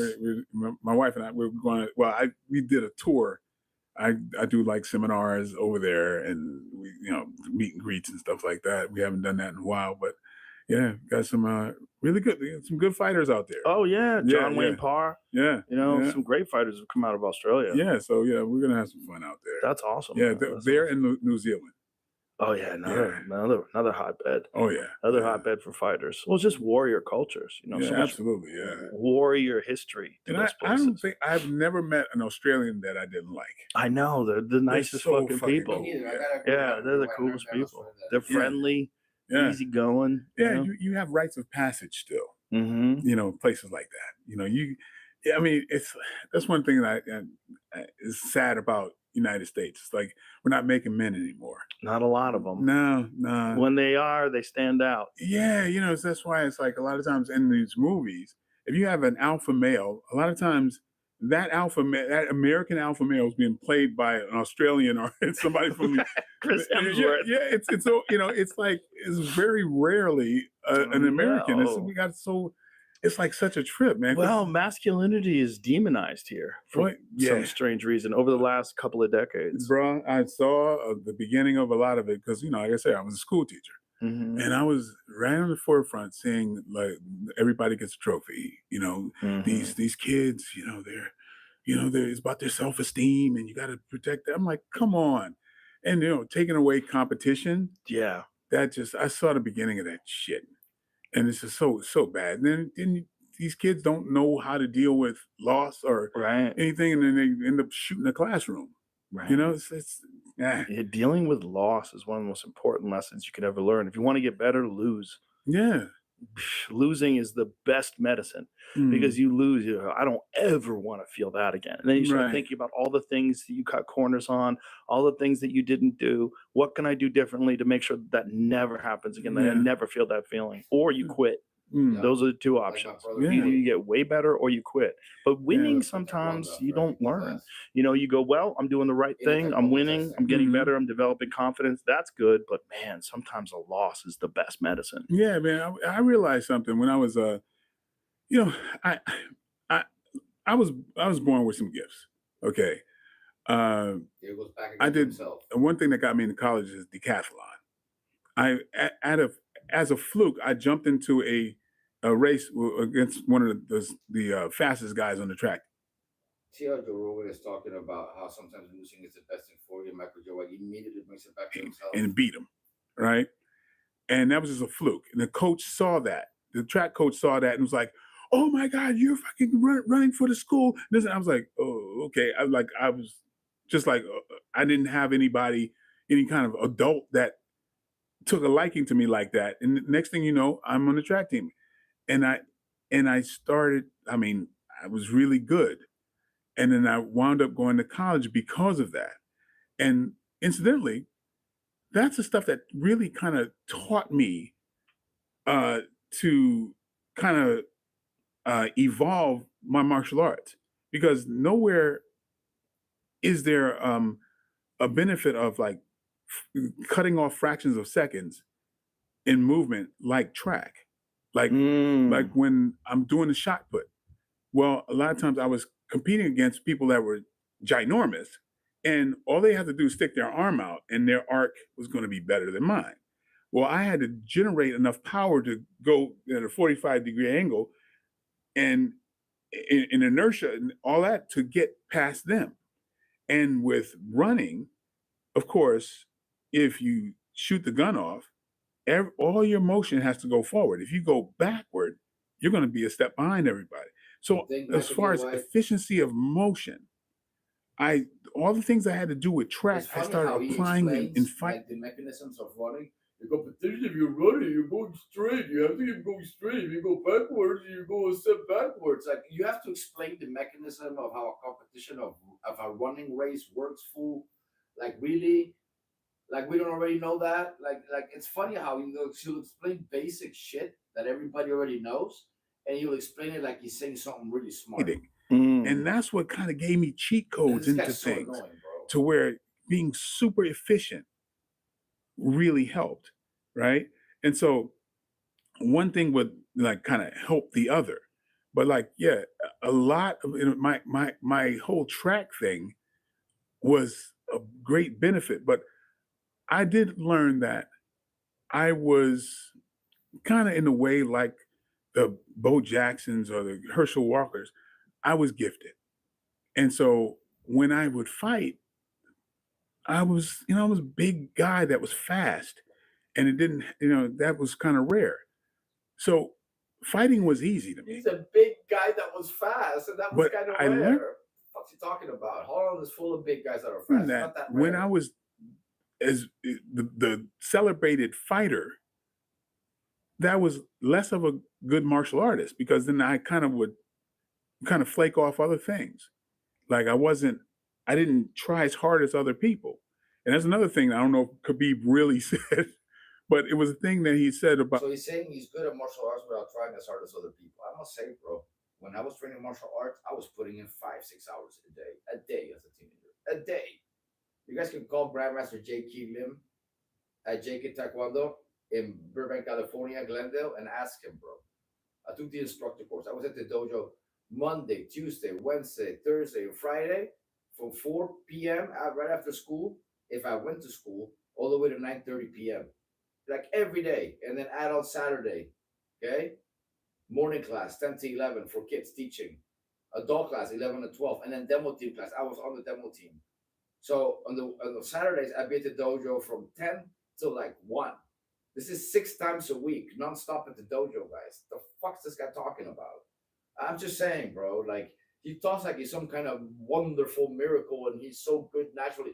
Bro, you never even got that good. Shut the fuck up. Oh, those gifted people, a lot of people who are gifted were so not gifted. the best fighters. Yeah, that is a quote from him. Yeah, exactly. Yeah, and I took that, that same thing because I realized he took that same thing. Dude, you're doing it that wrong. same thing. Dude, you listen to him talk, bro. I took that same thing. Wrong. Like, You're what the fuck? I mean, my philosophy was like, I feel I adapted the philosophy of this kid Sean is 140 pounds, and there's me, and it takes me 1,000 kicks to become fatigued, and it takes him 100 kicks to become fatigued, and he pushes to 120, and I push to 1,001. Who's the better martial artist? He is, because he's pushed into his comfort zone. He's pushing himself further. What if he one day gets to 1,000? For him to go from 100 to 1,000, that's going to be. So because Michael J. White cannot hold his leg higher than this, and he may have to train however long to be able to hold it here, even though he tries his best. But I hold it all the way up to here with ease. He's a better martial artist, even though he sucks. I don't understand the logic behind his quality 900 that I don't have. Right. Me being the gifted one, right? I'm looking at it using the comparative method, saying, well, I mean, at the end of the year, I used to kick a basketball rim. I had that ability. But when I started thinking about, what I compare myself to other people, that was the wrong thing. So I said, no, I'm going to be like Sean. I want to train to my ability, not in comparison to someone else. Nou, wat zien dan? Omdat Emma zo slim was om ook bij een van de 7000 betrouwbare autobedrijven te kopen, geniet ze nu van haar nieuwe auto. Een plek voor haar favoriete drinkfles. Haal meer uit Marktplaats. Marktplaats. Elke deal een groot verschil. Yeah, you can compare with the old version of yourself, maybe. But bro, come on. Handel onderweg met eToro. En van Real-Time Market Days. En investeer. Jij wilt van het leven genieten, dus je reist af naar het zuiden. In een overvolle bus, verloren, maar vastberaden. Je vindt... And that really taught me something. As far as, like, again, why I put myself through these things. And the benefit of it. Through these things. By really, See, like when what the martial arts... Like, he'll just call stuff things. Or he'll just call things stuff. Instead of saying... That's why I put myself through all these challenges. That's why I put myself through all these obstacles. That's why speak like a normal person, bro. Don't just be like, that's why I put myself through these things. That's why I put myself through this stuff. It's like, bro, learn to talk, learn to speak proper English. Really teaches is, in fact, take an English course. Yeah, I had these gifts, but if I use those gifts as a crutch, I'm limiting what I can be. Right, you're limiting your potential. Exactly. Yeah. And so oftentimes it's too easy for the gifted guys, and so they kind of slack off. Right. Yeah. So that's and I realized that's what I was doing. They also are not as comfortable with struggle. Absolutely. So he realized that what he was doing, he was slagging off because he was just too good. Bro, I was really good, and I was putting in all the work. There's no excuses, man. The best people are talented and put in all the work. That's why Michael J. White isn't the best. By his own words, he's self-snitching in this video so much, it's ridiculous. And being comfortable with struggle is a very important part of growth. Yeah, and it's a mixed message because we start to admire the the freak sometimes. As men, we celebrate the pugilist a lot. And that's kind of a thing that where it came full circle to where, okay, yeah, I'm able to do these things. But is that really me? Is that the limit of what I can be? And by having someone else go, oh yeah, you can do this or that.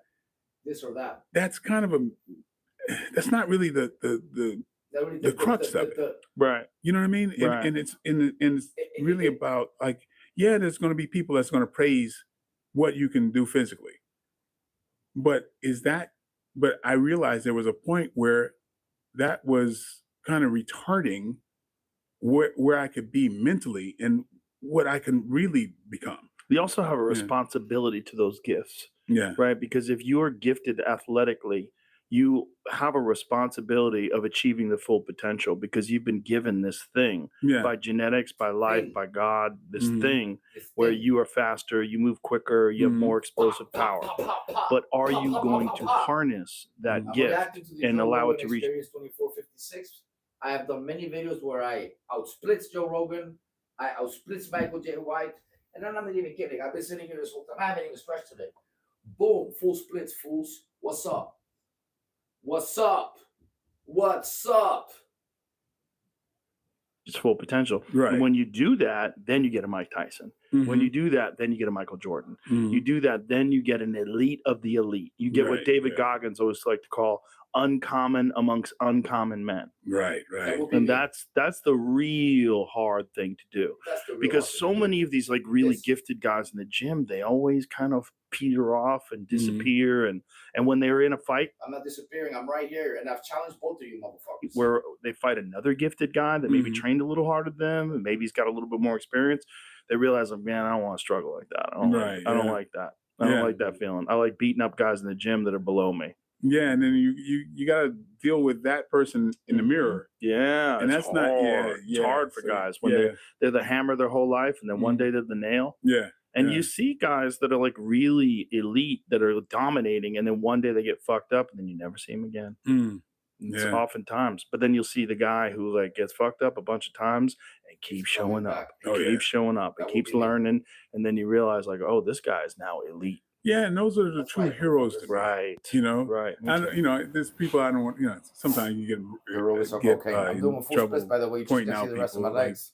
like I don't want to say somebody like Izzy or whatever, but like you see the people who are used to having that ability over other people, and when it gets hard, right, and then it's like even sometimes there's a talk about even Tyson, and as just people who are just spectators, when you go, oh man, this guy's so gifted. Now, some of the knock has been that when it became hard, you hadn't seen him dig down and overcome that thing. Right. Because a lot of times when it got hard, it was like he just, kind of tapped out. Yeah. And so that's something that, not to disparage him, but it just as people are looking at life, we look at, we look at those things and we can take a lot of meaning from that and apply that and say, oh, wow, if that's on him to say, oh, was that the case? Or is it is something that, I don't know. I think with Mike, it's a very special case because I think he had the elite coaching in the beginning with Cus D'Amato and training. And then when Cus died, he was kind of left with all this amazing ability that he had developed when he was young, but not with the elite coaching. Like, so if Mike had left when Cus D'Amato died, if he had then went to Emmanuel Stewart, or if he then, you know what I'm saying? If they had then went to an elite boxing coach and had someone analyze his style and someone he really respected. Yes, absolutely. That he could still maintain that same level of discipline when he was the 21-year-old dominating the world. Oh my God, but he had so much pressure on him. So much. Because, I had to play him, so I had to study everything he did. And it's interesting because Michael J. White had to play. Oh my God! Mike Tyson didn't like Michael J. White's movie. He thought it sucked. I always viewed him as somebody who was always looking for a father figure. Yes. And I would study him, and with Customato, he would dress like Customato. He's a young black guy from Brooklyn with suspenders, right?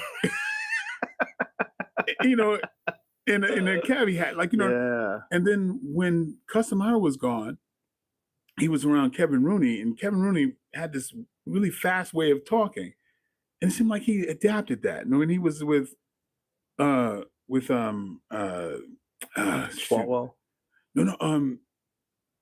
Shoot, why am I blanking? The other manager, Jim Jacobs. Jim Jacobs. Jim Jacobs was married. I think marriage became important to him at that point because he was really under the umbrella of Jim Jacobs. And then when he was with Robin Givens, with Don King. Oh yeah. The N-word is every third word out of his mouth, very much like Don King. He goes to prison. He's got two father figures on him, Mao Zedong, and he's got Arthur Ashe on another shoulder. And I would just notice that, like, even speech patterns would change, and I looked at him as, wow, here's a guy that I felt like I identified with a great deal because coming from the same kind of place.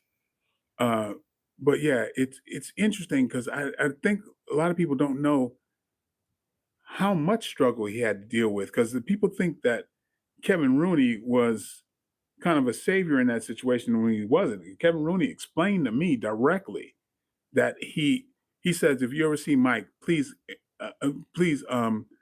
apologize for me, because when Mike was married to Robin Givens, he didn't want to do this interview, and then turn around, Kevin Rooney did the interview, and Kevin Rooney was like, I really messed up when I did that. And Kevin Rooney even told me that when at the Spinks fight alone, Kevin made like over $1 million. He left that casino owing. Mike had to bail him out like so many times. Jesus. And so people thought, oh, Kevin Rooney is in control. No, Mike was. 5 minutes in the splits, reacting to Joe Rogan Experience, episode 2456 with Michael J. White. I am 2 hours and 40 minutes in, I think. I mean, he had so much pressure on him, and I think with Don King trying to hire Mike's cohorts to help out, is he going to hang out with him anyway? To try to just do that, he had so much. This dude had so much pressure on him. It's unbelievable. And Don King definitely took advantage of that. Yeah, I believe so. Yeah, because I knew Don because I was always in the fight camps with Frankie Laus. In fact, that's how I got to first meet Mike Tyson. When Mike was in prison, Frankie put Mike and I on the phone together, and so I would do my little kind of interviewing of Mike while he was in prison, because I was going to be playing him, so I wanted the whole story. Right. And I went to Catskills on my own and knocked on that door and spent time with the people he grew up with in that house. Oh wow. And, so I learned a lot. Chiz says, so do you think those fighters will still beat up Dagestanian fighters in stand-up? Yep, we beat Dagestanians in stand-up, and we beat the Thai too. They're learning from the Thai. They're still behind us, even if they get super good at Thai boxing. That's a good challenge for my bros. They are known on the ground, but what they stand up, only one way to find out fight.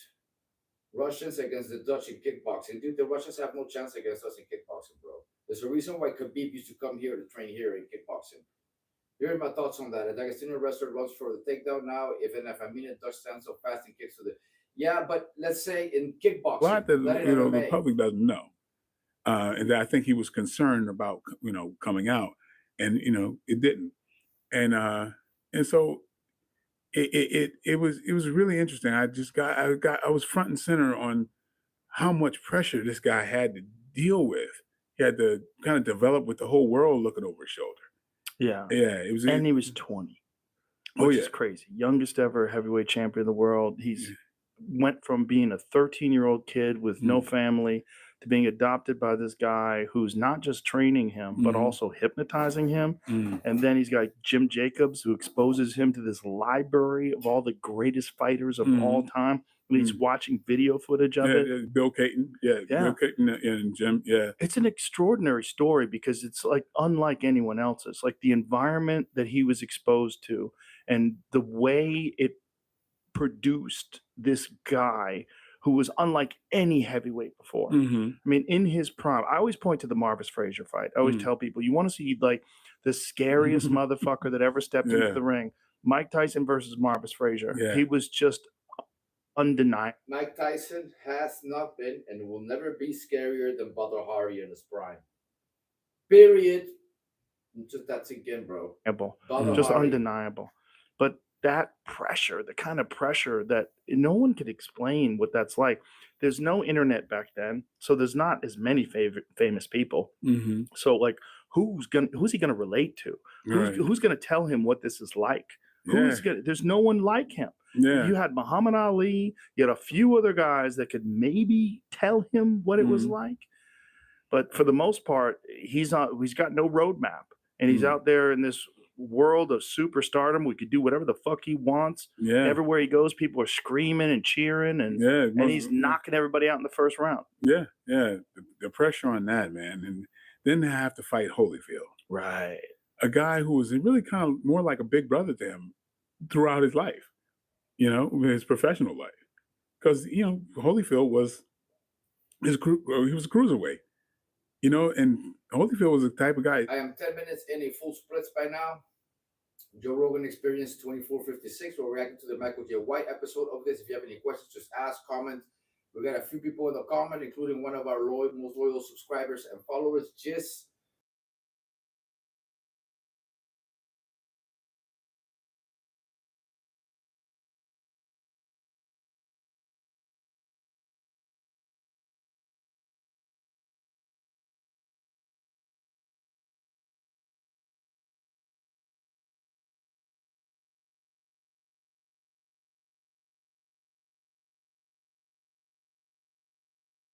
And I remember the press conference, and Mike was like really manufacturing this hatred that I was like, that's not real. Like, he's trying to dig down to really get this edge to really hate Holyfield. And I was like, I thought that was a mistake. But and I don't think psychologically he was in his game. Right. Holyfield had an edge on him. Yeah, I think it was also the fact the holy man thing was a big deal. Like Holyfield had this incredible belief in God, and he really believed that God was looking out for him, and he was going to go in there and and then couldn't be deterred. Dude, the third round. I mean, of course, I studied all this stuff on Mike Tyson. Third round of that first fight got chills because think about it. He heard something that he never heard his entire career. Everybody started chanting for the other guy. Right. Yeah. Holyfield. Holyfield. True. I swear to you, I saw just the air come out of this guy. Yeah. And it was like, I've done all of this, and they're chanting for this man.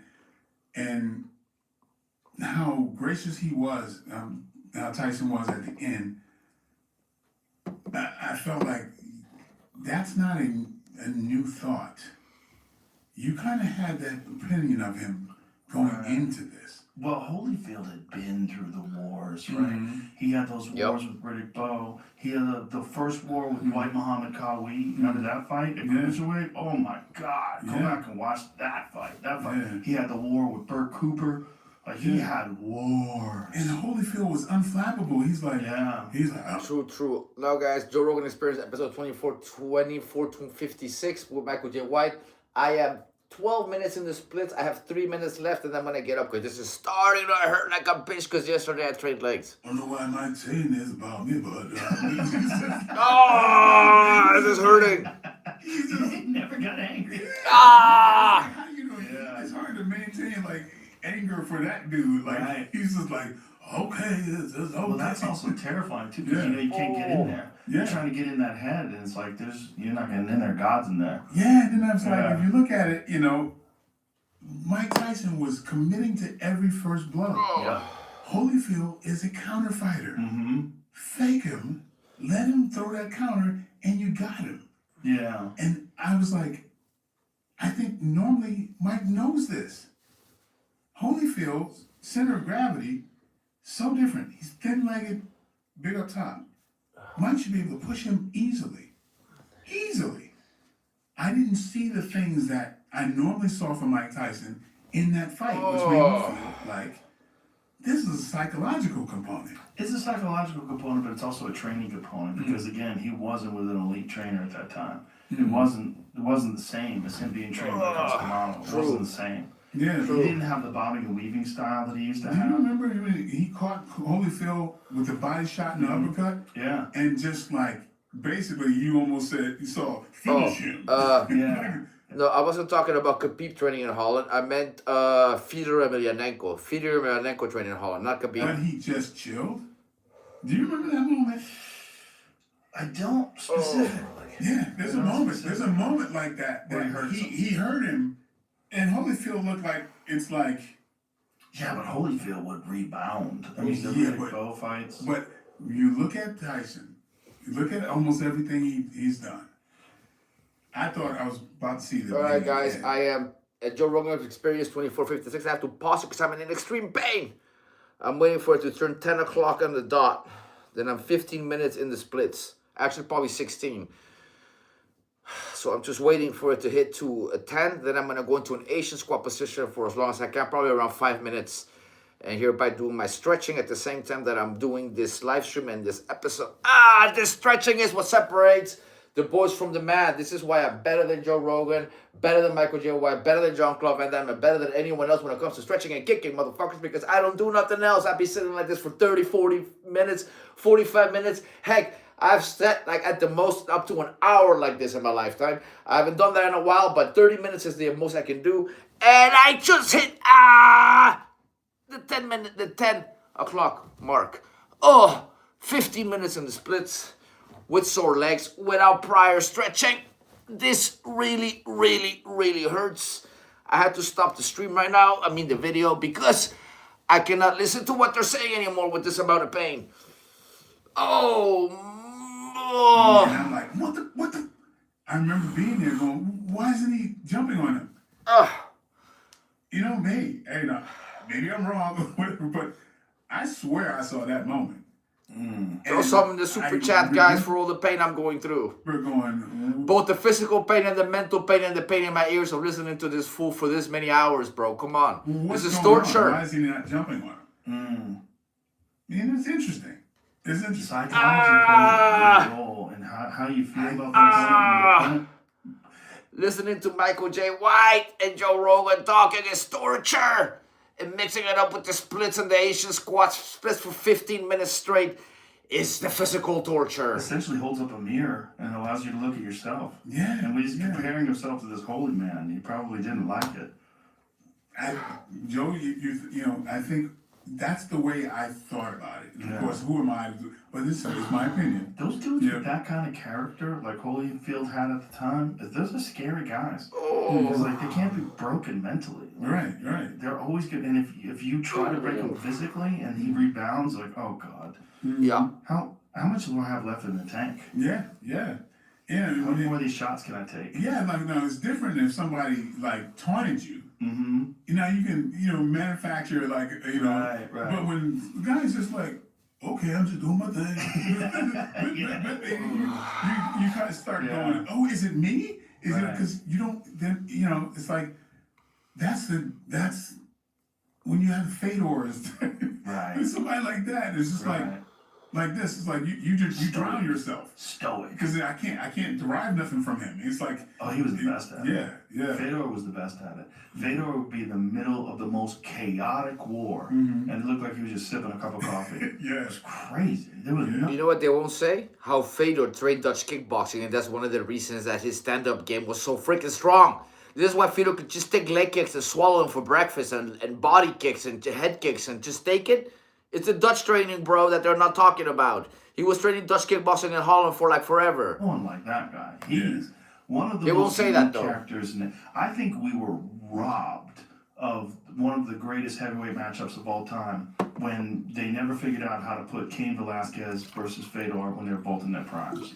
Man. Cain Velasquez is the scariest person I've ever seen, as far as I'm concerned. Like, if there was one guy that, like, because I pride myself on being with anybody.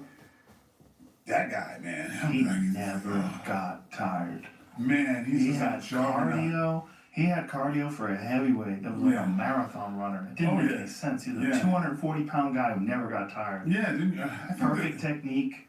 Yeah, and I think the fights with Junior Dos Santos, I feel like they ruined each other. Yes. I feel like they ruined each other. Well, I think certainly ruined Junior. Especially the second fight. The first fight Junior caught. The first fight, Cain should have never took that fight. Cain had to take that fight because it was on Fox. It was a big deal. It was the main event of the first Fox card, and Cain blew his knee out. So if you look at that fight, Cain's wearing a knee brace. His knee was fucked up. Like his meniscus was torn. He was all fucked up. He couldn't anchor on it. He couldn't really post on it. And then he couldn't get out of the way. And Junior caught him with a big right hand, cracked him, dropped him, stopped him. And then he comes back. Here it is. Here's Tyson versus Holyfield. Boom. Yep. Yeah, but Holyfield's still there. He's still there. Evander, he has a chance. He has a chance right now. Evander's hurt. That right hand to the body. You heard what he said, right? Yeah. But that took some wind out of Evander right away. Biggest round for Mike yet. But the thing about Evander is, Evander was always there. He had been through these kind of fights before. But I don't know where I am, but I was there.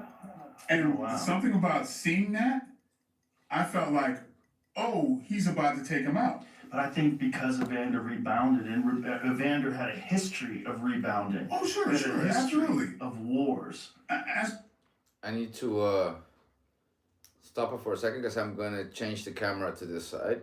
I need to charge the phone, guys. Fast forward it a little bit. He was all fucked up. He couldn't anchor on it. He couldn't really post on it. And then he couldn't get out of the way. And Junior caught him with a big right hand, cracked him, dropped him, stopped him.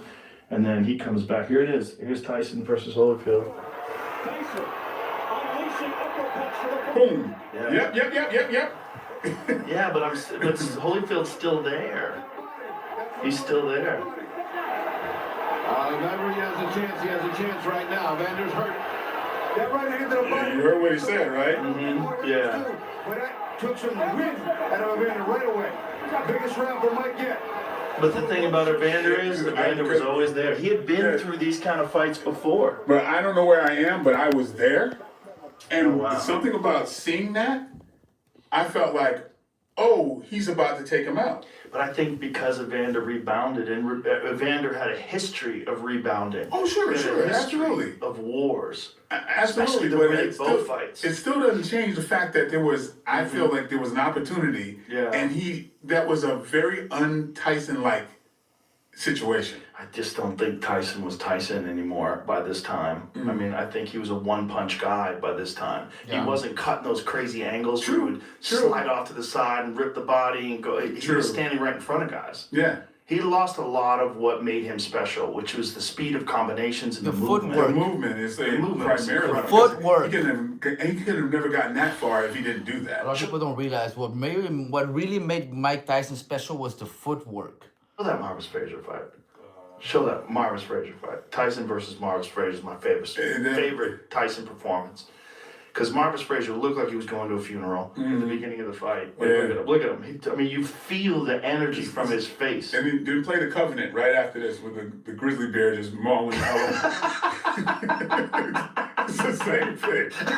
No problem. You're welcome, Here it is. He just all over Marvis, like from the beginning. This was on ABC Wide World of Sports. I remember watching this at home. But look at the bobbing and the weaving. It's not just right in front of him. It's angles. Like right here. Boom! Oh, man. Oh, man.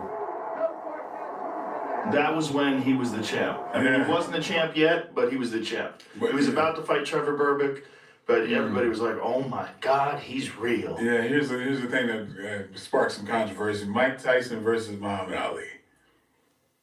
It depends on which Tyson and which Muhammad Ali. Well, the best, but the best Muhammad Ali wasn't Muhammad Ali. I think it was Cassius Clay. I think the best was when he fought Cleveland Big Cat Williams To me, I always tell people, like, you want to know Ali before they took his title away, before they put him on the shelf for 3 years because he wouldn't fight in Vietnam, watch Cleveland Big Cat Williams, because Cleveland was a big, scary power puncher, and Muhammad Ali was just dancing around him, But was he bigger than Muhammad Ali, though? See, that's the thing about Muhammad Ali. People don't realize he was like the biggest guy in the ring. You know, he was only 4 pounds different than Foreman. People don't realize because he moves around the way he moves. Back then, but in the Cleveland Big Cat Williams days, he was lighter. He was only like 215 or 220. And Cleveland Williams was what? Was big. Look at the size of Cleveland. Look at his back. Look at the back on Cleveland. And look at the legs, though. Yeah, but he was a power puncher, man. You watch some of look at his back. Cleveland was a scary dude, man. He might be lean. But Muhammad Ali's a big dude. Oh, definitely a big dude. I think Muhammad Ali's bigger than that guy. Maybe. But look at the movement, man. My God. Absolutely. So this movement was absent when he came back 3 years later. He never fought like this again. And when he fought Cleveland Big Cat Williams, Cleveland just did not know where he was. He was 212, Williams was 210 at weigh-in. Oh, okay. Well, dudes were smaller back then. Like, think about Rocky Marciano. He was only 185. Yeah, but the thing is, that people don't realize because he's fighting like a lighter guy, you got a bigger guy hitting guys, especially, he'll trick people to coming in, and that magnifies everything. Yeah, well, sort of, but they're basically the same size. But 212 is fairly small. This is smaller than Mike was when Mike was in his prime, and Mike was only like 215, 220. 221. Yeah. So that's why it's interesting because like Mike moved his head, and the people who did the best against Muhammad Ali was with Joe Frazier and Ken Norton, who moved their heads. Yes, but again, these are the guys after this 3-year break. This 3-year break, Muhammad Ali didn't train. He didn't train at all for 3 years. When you watch when he comes back after that, like, come on, son. Yeah. The speed. And Cleveland's like, what the fuck Yeah, is the going speed. on? But speed and a bigger guy. That's the thing. That's the thing. Because, like, you thought when we were going in this clip that he was bigger than Muhammad Ali. I did. Yeah, but the thing is, like, people don't realize how big Muhammad Ali actually was. Because George Foreman, was a monster. Look at these combinations.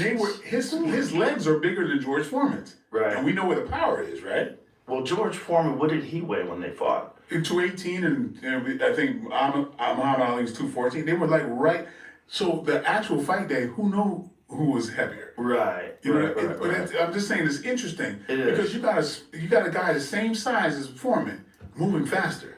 Yeah, but he didn't in that fight. In that fight, he mostly laid on the ropes. Remember? I mean, he did the roper though. But I'm saying he's still a big 220. 212 to 220, pretty close. Yeah, I've seen it different. I've seen that. He wasn't the same guy. If George Foreman of that time fought Cleveland, the Muhammad Ali that fought Cleveland Big Cat Williams, is a completely different fight. Foreman's getting pieced up. Foreman's getting pieced up from the outside, and Ali was just picking him apart and moving, and Foreman swinging it in air. He was like nobody else before him, man. He was so different. He was so different. What's up, Abdul? But those 3 years. When he had to take 3 years, and he didn't train at all, and then he came back, and now he's 30, and no strength and conditioning for 3 years, no running, no boxing. His body looked different. Yeah. And who did he fight when he came back? He fought Lyle? No, that white dude, the horrible brain damage towards the end. Cobb? Jerry Cooney. Oh, Jerry. No, Jerry Quarry. Jerry Quarry. Okay. Yeah, when he fought Jerry Quarry. See if you find that fight. Now, look at his body when you see it. You see his body smooth. His footwork doesn't look the same. His timing is off. He had a ton of ring rust. He just didn't. What's that, Jimmy? He just didn't look the same. He didn't look the same. And I think that 3 years, they fucked him, man. Yeah. They fucked him. And I mean, look, it made him a cultural hero because he wasn't willing to fight in Vietnam. And, he famously, look at his body.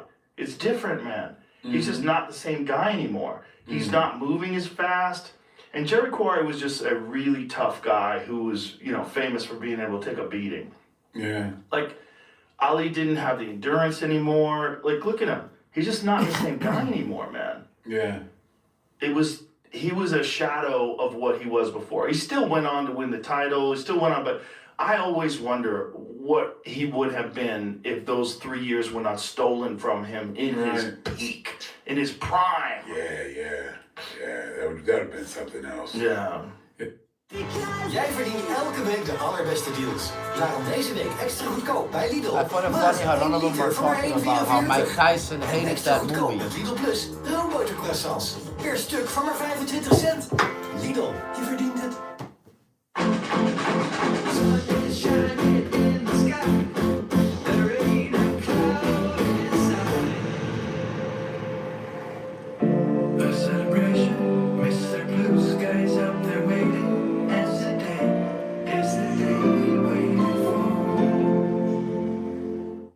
Canal Plus biedt het tv-abonnement voor jouw moment. Stream nu 1 maand voor $4,99.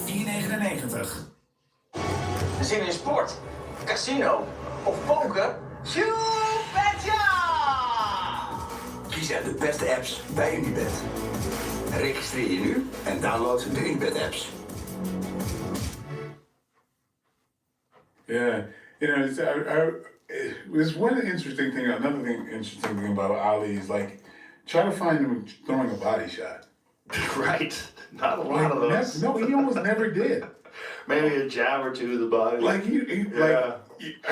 it's true. It'd be interesting to count up all the body shots throughout his whole career, and you might get 10. That's true. Yeah, it's true. It's interesting. Yeah, it is. That's why when when people talk about the greatest boxer, of course he's one of the greatest human beings, greatest Americans ever. Right. Like just the stuff talk about putting himself out there for, as far as a servant of the world.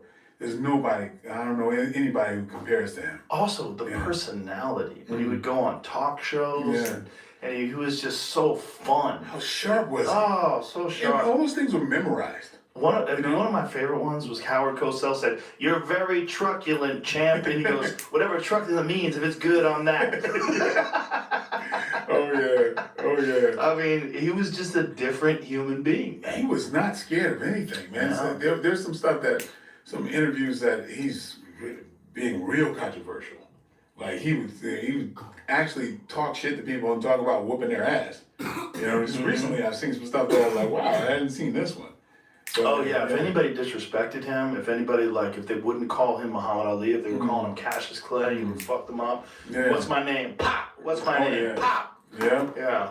Yeah. He was a special person, and just culturally, like one of the most significant figures ever in the history of America. Because at a time where the world was torn, like, why the fuck are we in Vietnam? Mm-hmm. And this one guy says, I'm not doing this. Yeah. And then they're like, okay, we're going to strip your title away from you. And then for 3 years, he was, persecuted, and the whole world was watching, and they eventually let him fight again. Yeah. But by then, we had realized that Vietnam was not a just war. Yeah. And this guy, they had taken 3 years of his life away from him because he wasn't willing to participate. Yeah, man, what a hero, man. A real hero. A real hero. And a cultural icon. Like just a different kind of human being that inspired so many people outside of fighting. Mm-hmm. My parents were hippies.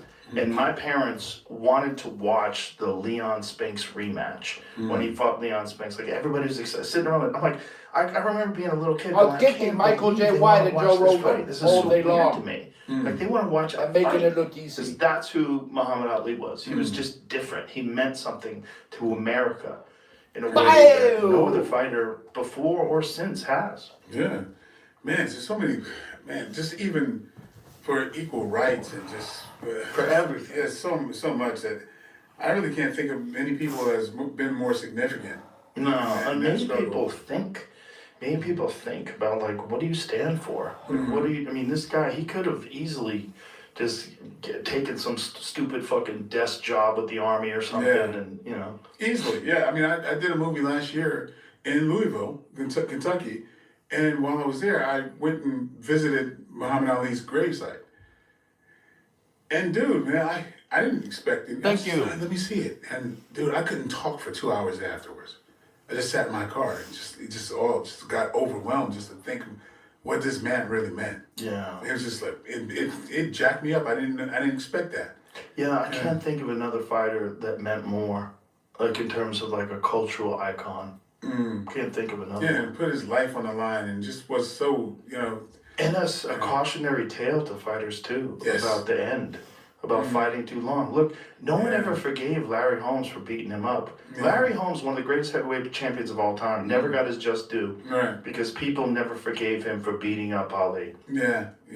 Honestly, Which is crazy. Yeah. You know, it's not fair. Didn't make any sense. I mean, Muhammad Ali was trying to beat him up, but, you know, everybody knew, even though Ali was fighting, everybody knew it was over. He wasn't the Muhammad Ali of old. Yeah, and then he wanted to call it into the fight, man. Like, Holmes was like, why am I doing this? Right. You know? Yeah, that was sad. And he wasn't, Holmes was never down. I'm already bored of these motherfuckers talking about Muhammad Ali, Mike Tyson. Like, talk about Dutch kickboxing already. Talk about street fighting. Talk about the people who challenged you, Michael J. White, like myself. Talk about something more interesting, bro. You guys are talking about boxing from like the 1960s, 70s, 80s. Like, Jesus Christ, bro. It's 2026. Much of a likable presence. It's hard to come behind Muhammad Ali. Right. He was never that kind of a personality. Yeah. But damn, did he have a jab. Oh, that's the best jab around. Woo, Larry Holmes. Even when he fought Tyson, when he was popping him with that jab, and it made you wonder, God, I wonder what Larry would have done in his prime. This would have been an exciting fight to see in his prime. No, the two of them? Yeah. I still don't think he would have been able to beat prime Tyson. No. But it was wild to see. Tyson made his bones on fighting bigger guys and making them miss and pay for it. Yeah. Yeah. So he load up on on his legs, and a lot of times when he's landing, he's in the air. Yep. He's in the air, man. It was the speed too, middleweight speed in a heavyweight body. He's the fastest. Well, he was one of the fastest heavyweights. I think. There's one guy. Usyk's pretty damn fast. Oh, Usyk's nice. Yeah. Oh man, talk about a personality. He's funny. That's a funny dude. Oh, he's a character. Yeah. And you want to talk about technique too. And another guy was trained by the same guy as Lomachenko. Lomachenko's father trained Usyk. Oh, cool. Which is also why he's like a heavyweight Usyk. Or a heavyweight Lomachenko. Lomachenko, yeah. He's got that footwork and movement and that Russian style, that Ukrainian Russian style. It's like those guys, they figured out movement and footwork. Bivol has it, you know. Yeah. It's like we're very fortunate that we can see all of these incredible human beings that have, risked their life and their health and put it on the line, so we can see true lessons about character and technique. Yeah, I just wish heavyweights would concentrate on technique a little bit more. Right. I mean, maybe Usyk's changing people's perspective on that. Maybe they're realizing, like, wow, you can't just 1-2 everybody. Yeah, I think what happened, and there's another thing in this country, it's like people, I think, they're not following boxing. They're not getting into boxing. A lot of these guys are going for the money, and they'll try to play football or whatever. Well, since Deontay, we haven't really had a heavyweight boxing champion in America. Deontay was our last heavyweight boxing champion. Yeah, and talk about technique is, not the best. Yeah. But, he had what Teddy Atlas likes to call the eraser. Right, yeah, true. He can make all the mistakes in the world. He had that one eraser. Blam! Yeah. Deontay's were the craziest knockout punchers that's ever existed. Yeah. It was nuts. He hit you moving backwards, flatline you. But weighed like 212? Great 209 when he fought Tyson Fury the first time. 209. Yeah, he and I went shooting before. Like we've done some tactical stuff together. Yeah, but, really nice guy. Yeah, I love talking to him on the podcast. It's funny how Michael J. White is willing to compete in shooting, but not in fighting. Oh yeah, he's great. I don't know. It's like, just work on this technique, man. It's like, geez, I don't get it. Yeah, I don't know, man. It's too late. It's what you do for a living. I think he relied on that gift for so long. Because, look at the gift, though. At one point in time, he was like 39 knockouts out of 40 fights. Yeah. But it's like I know, nuts. But it didn't matter when it landed. Yeah, Joe Rogan definitely has a talent for like being social, asking the right questions and having a conversation going. He has talent at what he does. Of course he does. When it landed, you couldn't do shit about all that sloppiness. I still wouldn't mind seeing AJ versus him. I still wouldn't mind that either. AJ versus you, how about that? Me versus AJ you. might be done though, because he was, he was knocked unconscious in that car. AJ's right here waiting to knock both of you I out. heard he was out for like 10 minutes. Really? Yeah, and his 2 friends died. No doubt. You know, I mean, Yeah, and that's- after all his fights, and that is the last thing he needed is some extracurricular brain damage like that. True. And then also losing his 2 great friends like that has got to be, that's just fucking crazy. Yeah, that's a sad thing, but I think, if he's my brother or my cousin, I'd be like, you gotta go through this. You can't let, you gotta, for their sake. Yeah. Michael J. White, I suspect Michael J. White is a person who has zero empathy. Why do I say that? When you hear Michael J. White talking about the death of his son, he talks about it with a smirk, like there's not an ounce of grief when he talks about his son's death. Not an ounce of grief, guys. And I can see that here too. He's cold as fuck when it comes to somebody else grieving. Yeah, you gotta get past that. It's easy for you to say when you don't have empathy and you don't care about anybody else but yourself, fool. Okay, what would your friends want you to do? Just saying. If he's my brother or my cousin, I'd be like, you gotta go through this. You can't let, you gotta, for their sake. Yeah. What would your friends want you to do? Wow. We'll see. Yeah, I hope the best because he's another one of our warriors, man. Yeah. He puts his body and life on the line for us, man. It's like that's our modern day gladiator, I know there's nothing like a fight. It's different than any kind of sporting event. It's very different. And the losses are way different. They're way harder to deal with, and the victories are way greater. Yeah, one of my best friends being Frankie, man. Like, so I got a front seat to all of that. Frankie knocked out Roy Jones back in the amateurs, and I wanted to see him get his due. I mean, he was WBA super middleweight champ for 5 years straight. But it was a front seat to the boxing life and the fighting life, and it's a hard world. Yeah, it is. It's a hard world. In the end, it's not pretty, and there's no one there for you. In the end, I was watching this piece on Bobby Chacon, who's a great fighter in the 80s, and oh my God, in the end, it was horrible. It's just horrible watching just the deterioration and the brain damage and the no one there for you, and that's a lot of guys. Yeah, and if your brain, it doesn't regenerate, then no, it only gets worse. Yeah. And if you're experiencing brain damage now, I mean, without treatment, there's some treatments now. Oh yeah. That they're able to use to help regenerate some neural tissue but there's a certain amount you never come back from. Yeah. I know my son. One of my sons is. I mean, he's been going to what do they call it? This is like a stimulation thing. Mm-hmm. And the magnetic stuff. Yeah, it's man, I forget. But he's actually helped him out a great deal. I mean, he kind of went kind of an interesting route, like then kind of experimented with some stuff. I had to look this up, guys. But I now think that he's there's something now for CTE, for brain damage treatment. There's currently no cure or specific treatment to reverse chronic traumatic encephalopathy, CTE, a progressive neurodegenerative disease caused by repetitive head impacts. Treatment focuses on managing symptoms. Treatment focuses on managing symptoms through cognitive behavioral therapy, rehabilitation therapies, physical occupational speech, and medical for mood, sleep, and cognitive issues. Symptom management strategies. SCTE causes progressive brain degeneration, specifically tau protein accumulation. Management aims to improve quality of life. Medications, cognitive enhancers, donepezil, memantine for memory issues, antidepressants, and mood stabilizers for depression, anger, and anxiety. So basically, they're just going to numb you out with drugs. Therapies, cognitive behavioral therapy, CBT, for depression, anxiety, and speech occupational therapy for cognitive and functional decline.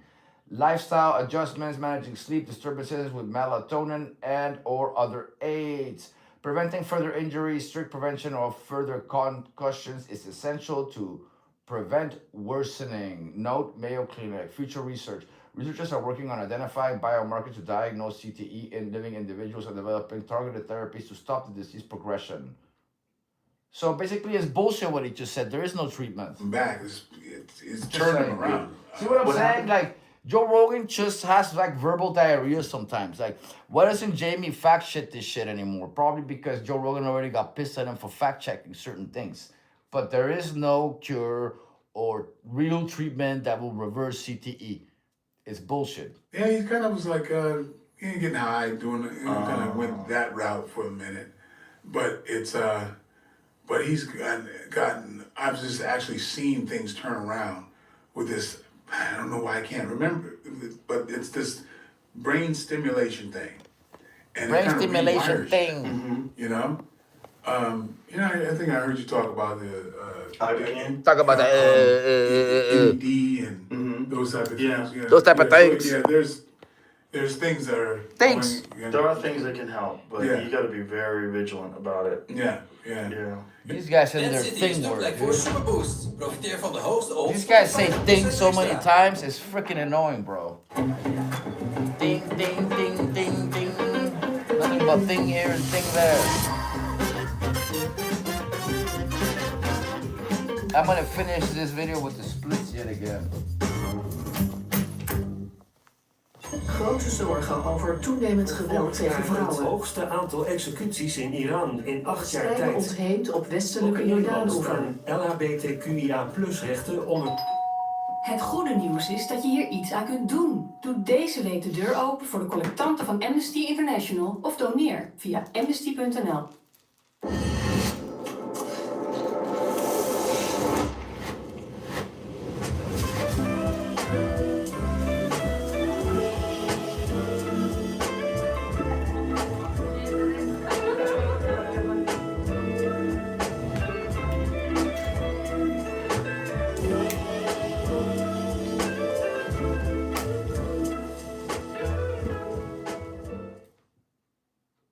Yeah, so I've been connected to a lot of the anti-aging type of stuff. We're getting up there, brother. Yeah, it's fascinating. A good friend of mine is Bob Goldman. I don't know if you know Dr. Bob Goldman is. No. Yeah, Chaplain Show. He's an interesting guy. He runs A4M. I don't know if you ever heard of it. It's this conglomerate of doctors all around the world that's dedicated to fixing causes of diseases, not just chasing around the symptoms and stuff. And so it's like we're very much in the face of the pharmaceutical companies. They are really dedicated to like taking care of things from the source. And it's been going on for a while, man. It's like they have like about 6 of these things a year. One of the biggest one is in Vegas. But like you look it up, A4M. Okay. Sylvester Stallone, Arnold Schwarzenegger. He's been dealing with them.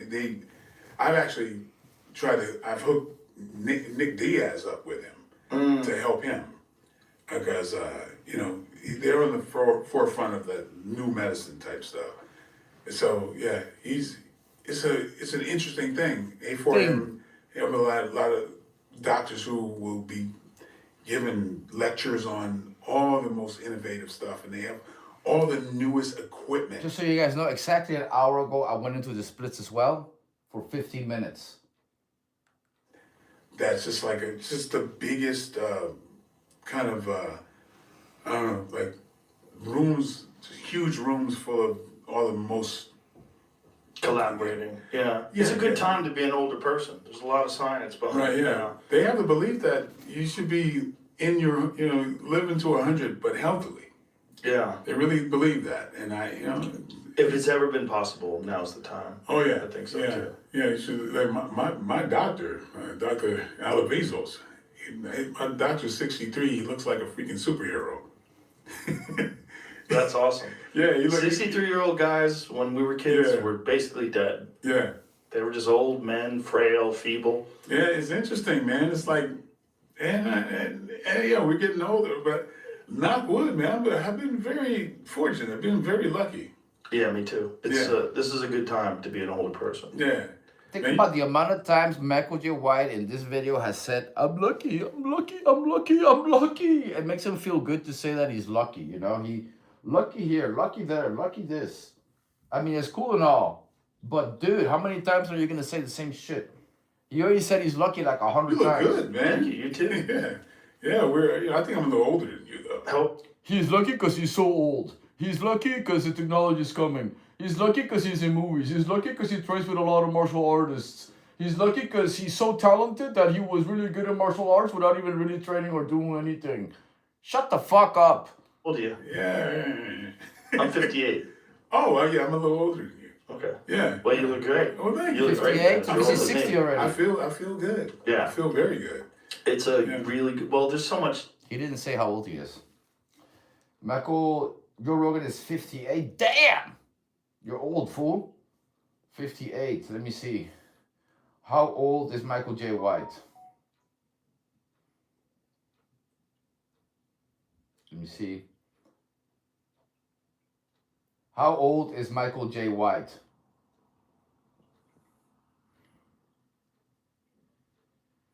It says here he's 58.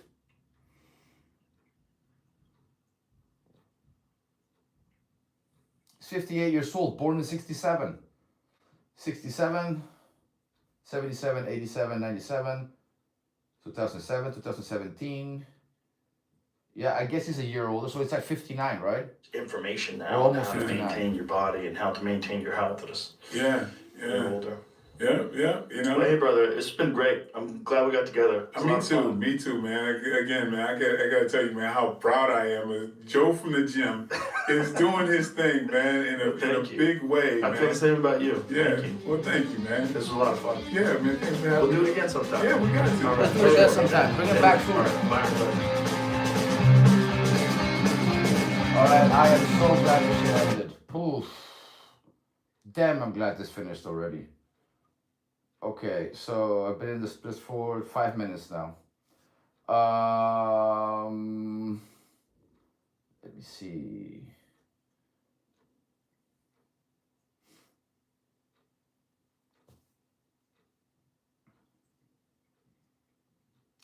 Two hours and 47 minutes. I don't know how long I've been streaming for though, but I've been watching this stuff for like 3 hours, I guess now. Ooh, finally finished.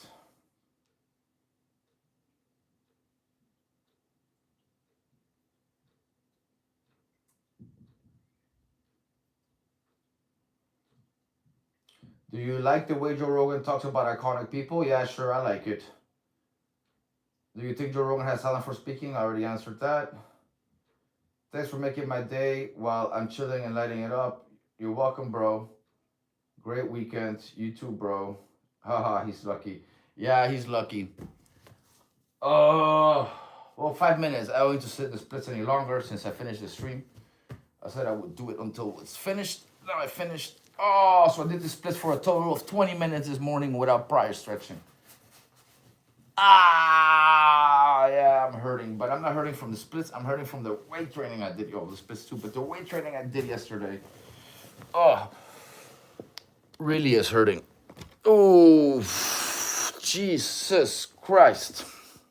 Oh, that was painful. So I sat in the splits for 20 minutes total. And damn, it hurts. Anybody got any questions? Anything you guys want to talk about this video that I just reacted to? Again, I believe I've been streaming for 3 hours though. Oh, damn.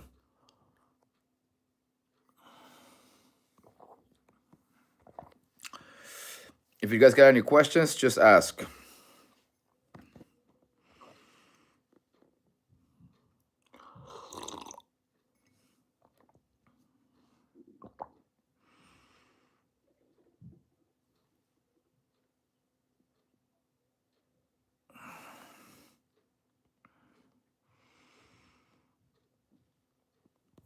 What did I learn from that video? You mean me?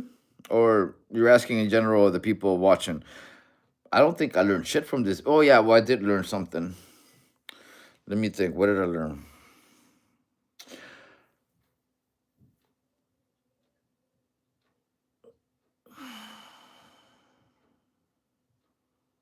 Damn, I did learn something and I forgot what I learned. Good question, because I gotta really remember what I learned. That's a really good question. Something about movie making.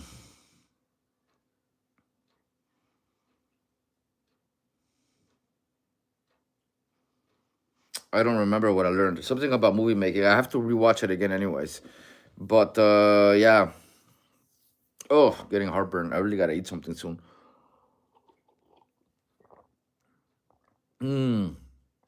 Ooh, this is hurting. Oh, pain.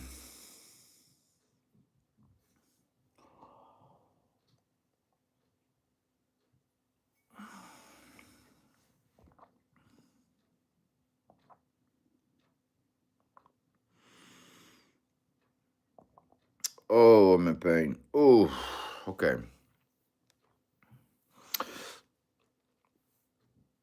Still trying to think what I learned, dude. Give me a second. I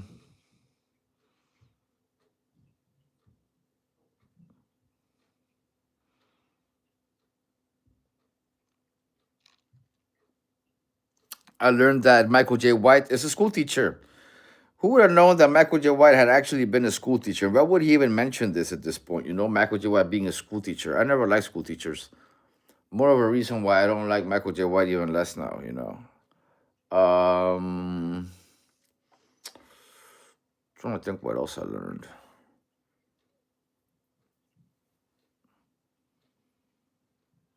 Oh yeah, that he made a movie about him being in Mexico and that he's gonna make a sequel. I want to react to the movie because it sounds a little bit stupid. He's some kind of XDA military guy being black in Mexico. I'm really curious how being black in Mexico is how he visualized that as a director, because I didn't even know he had directed these movies and wrote them. So this means it's all Michael J. White. I thought Michael J. White had more like a thing where like I thought Michael J. White was more like always being hired and doing movies that it's already been a script made, like just acting. I didn't know he actually directed and wrote, and that he did something with Mexico is interesting. It's very interesting, and I'm gonna have to watch the freaking film. I'll look it up. I'm gonna have to watch it and react to it, like live, like this, you know. But other than that, I think I'm done with the stream, guys. You guys got any more questions? Let me know. Yeah, I really gotta get ready.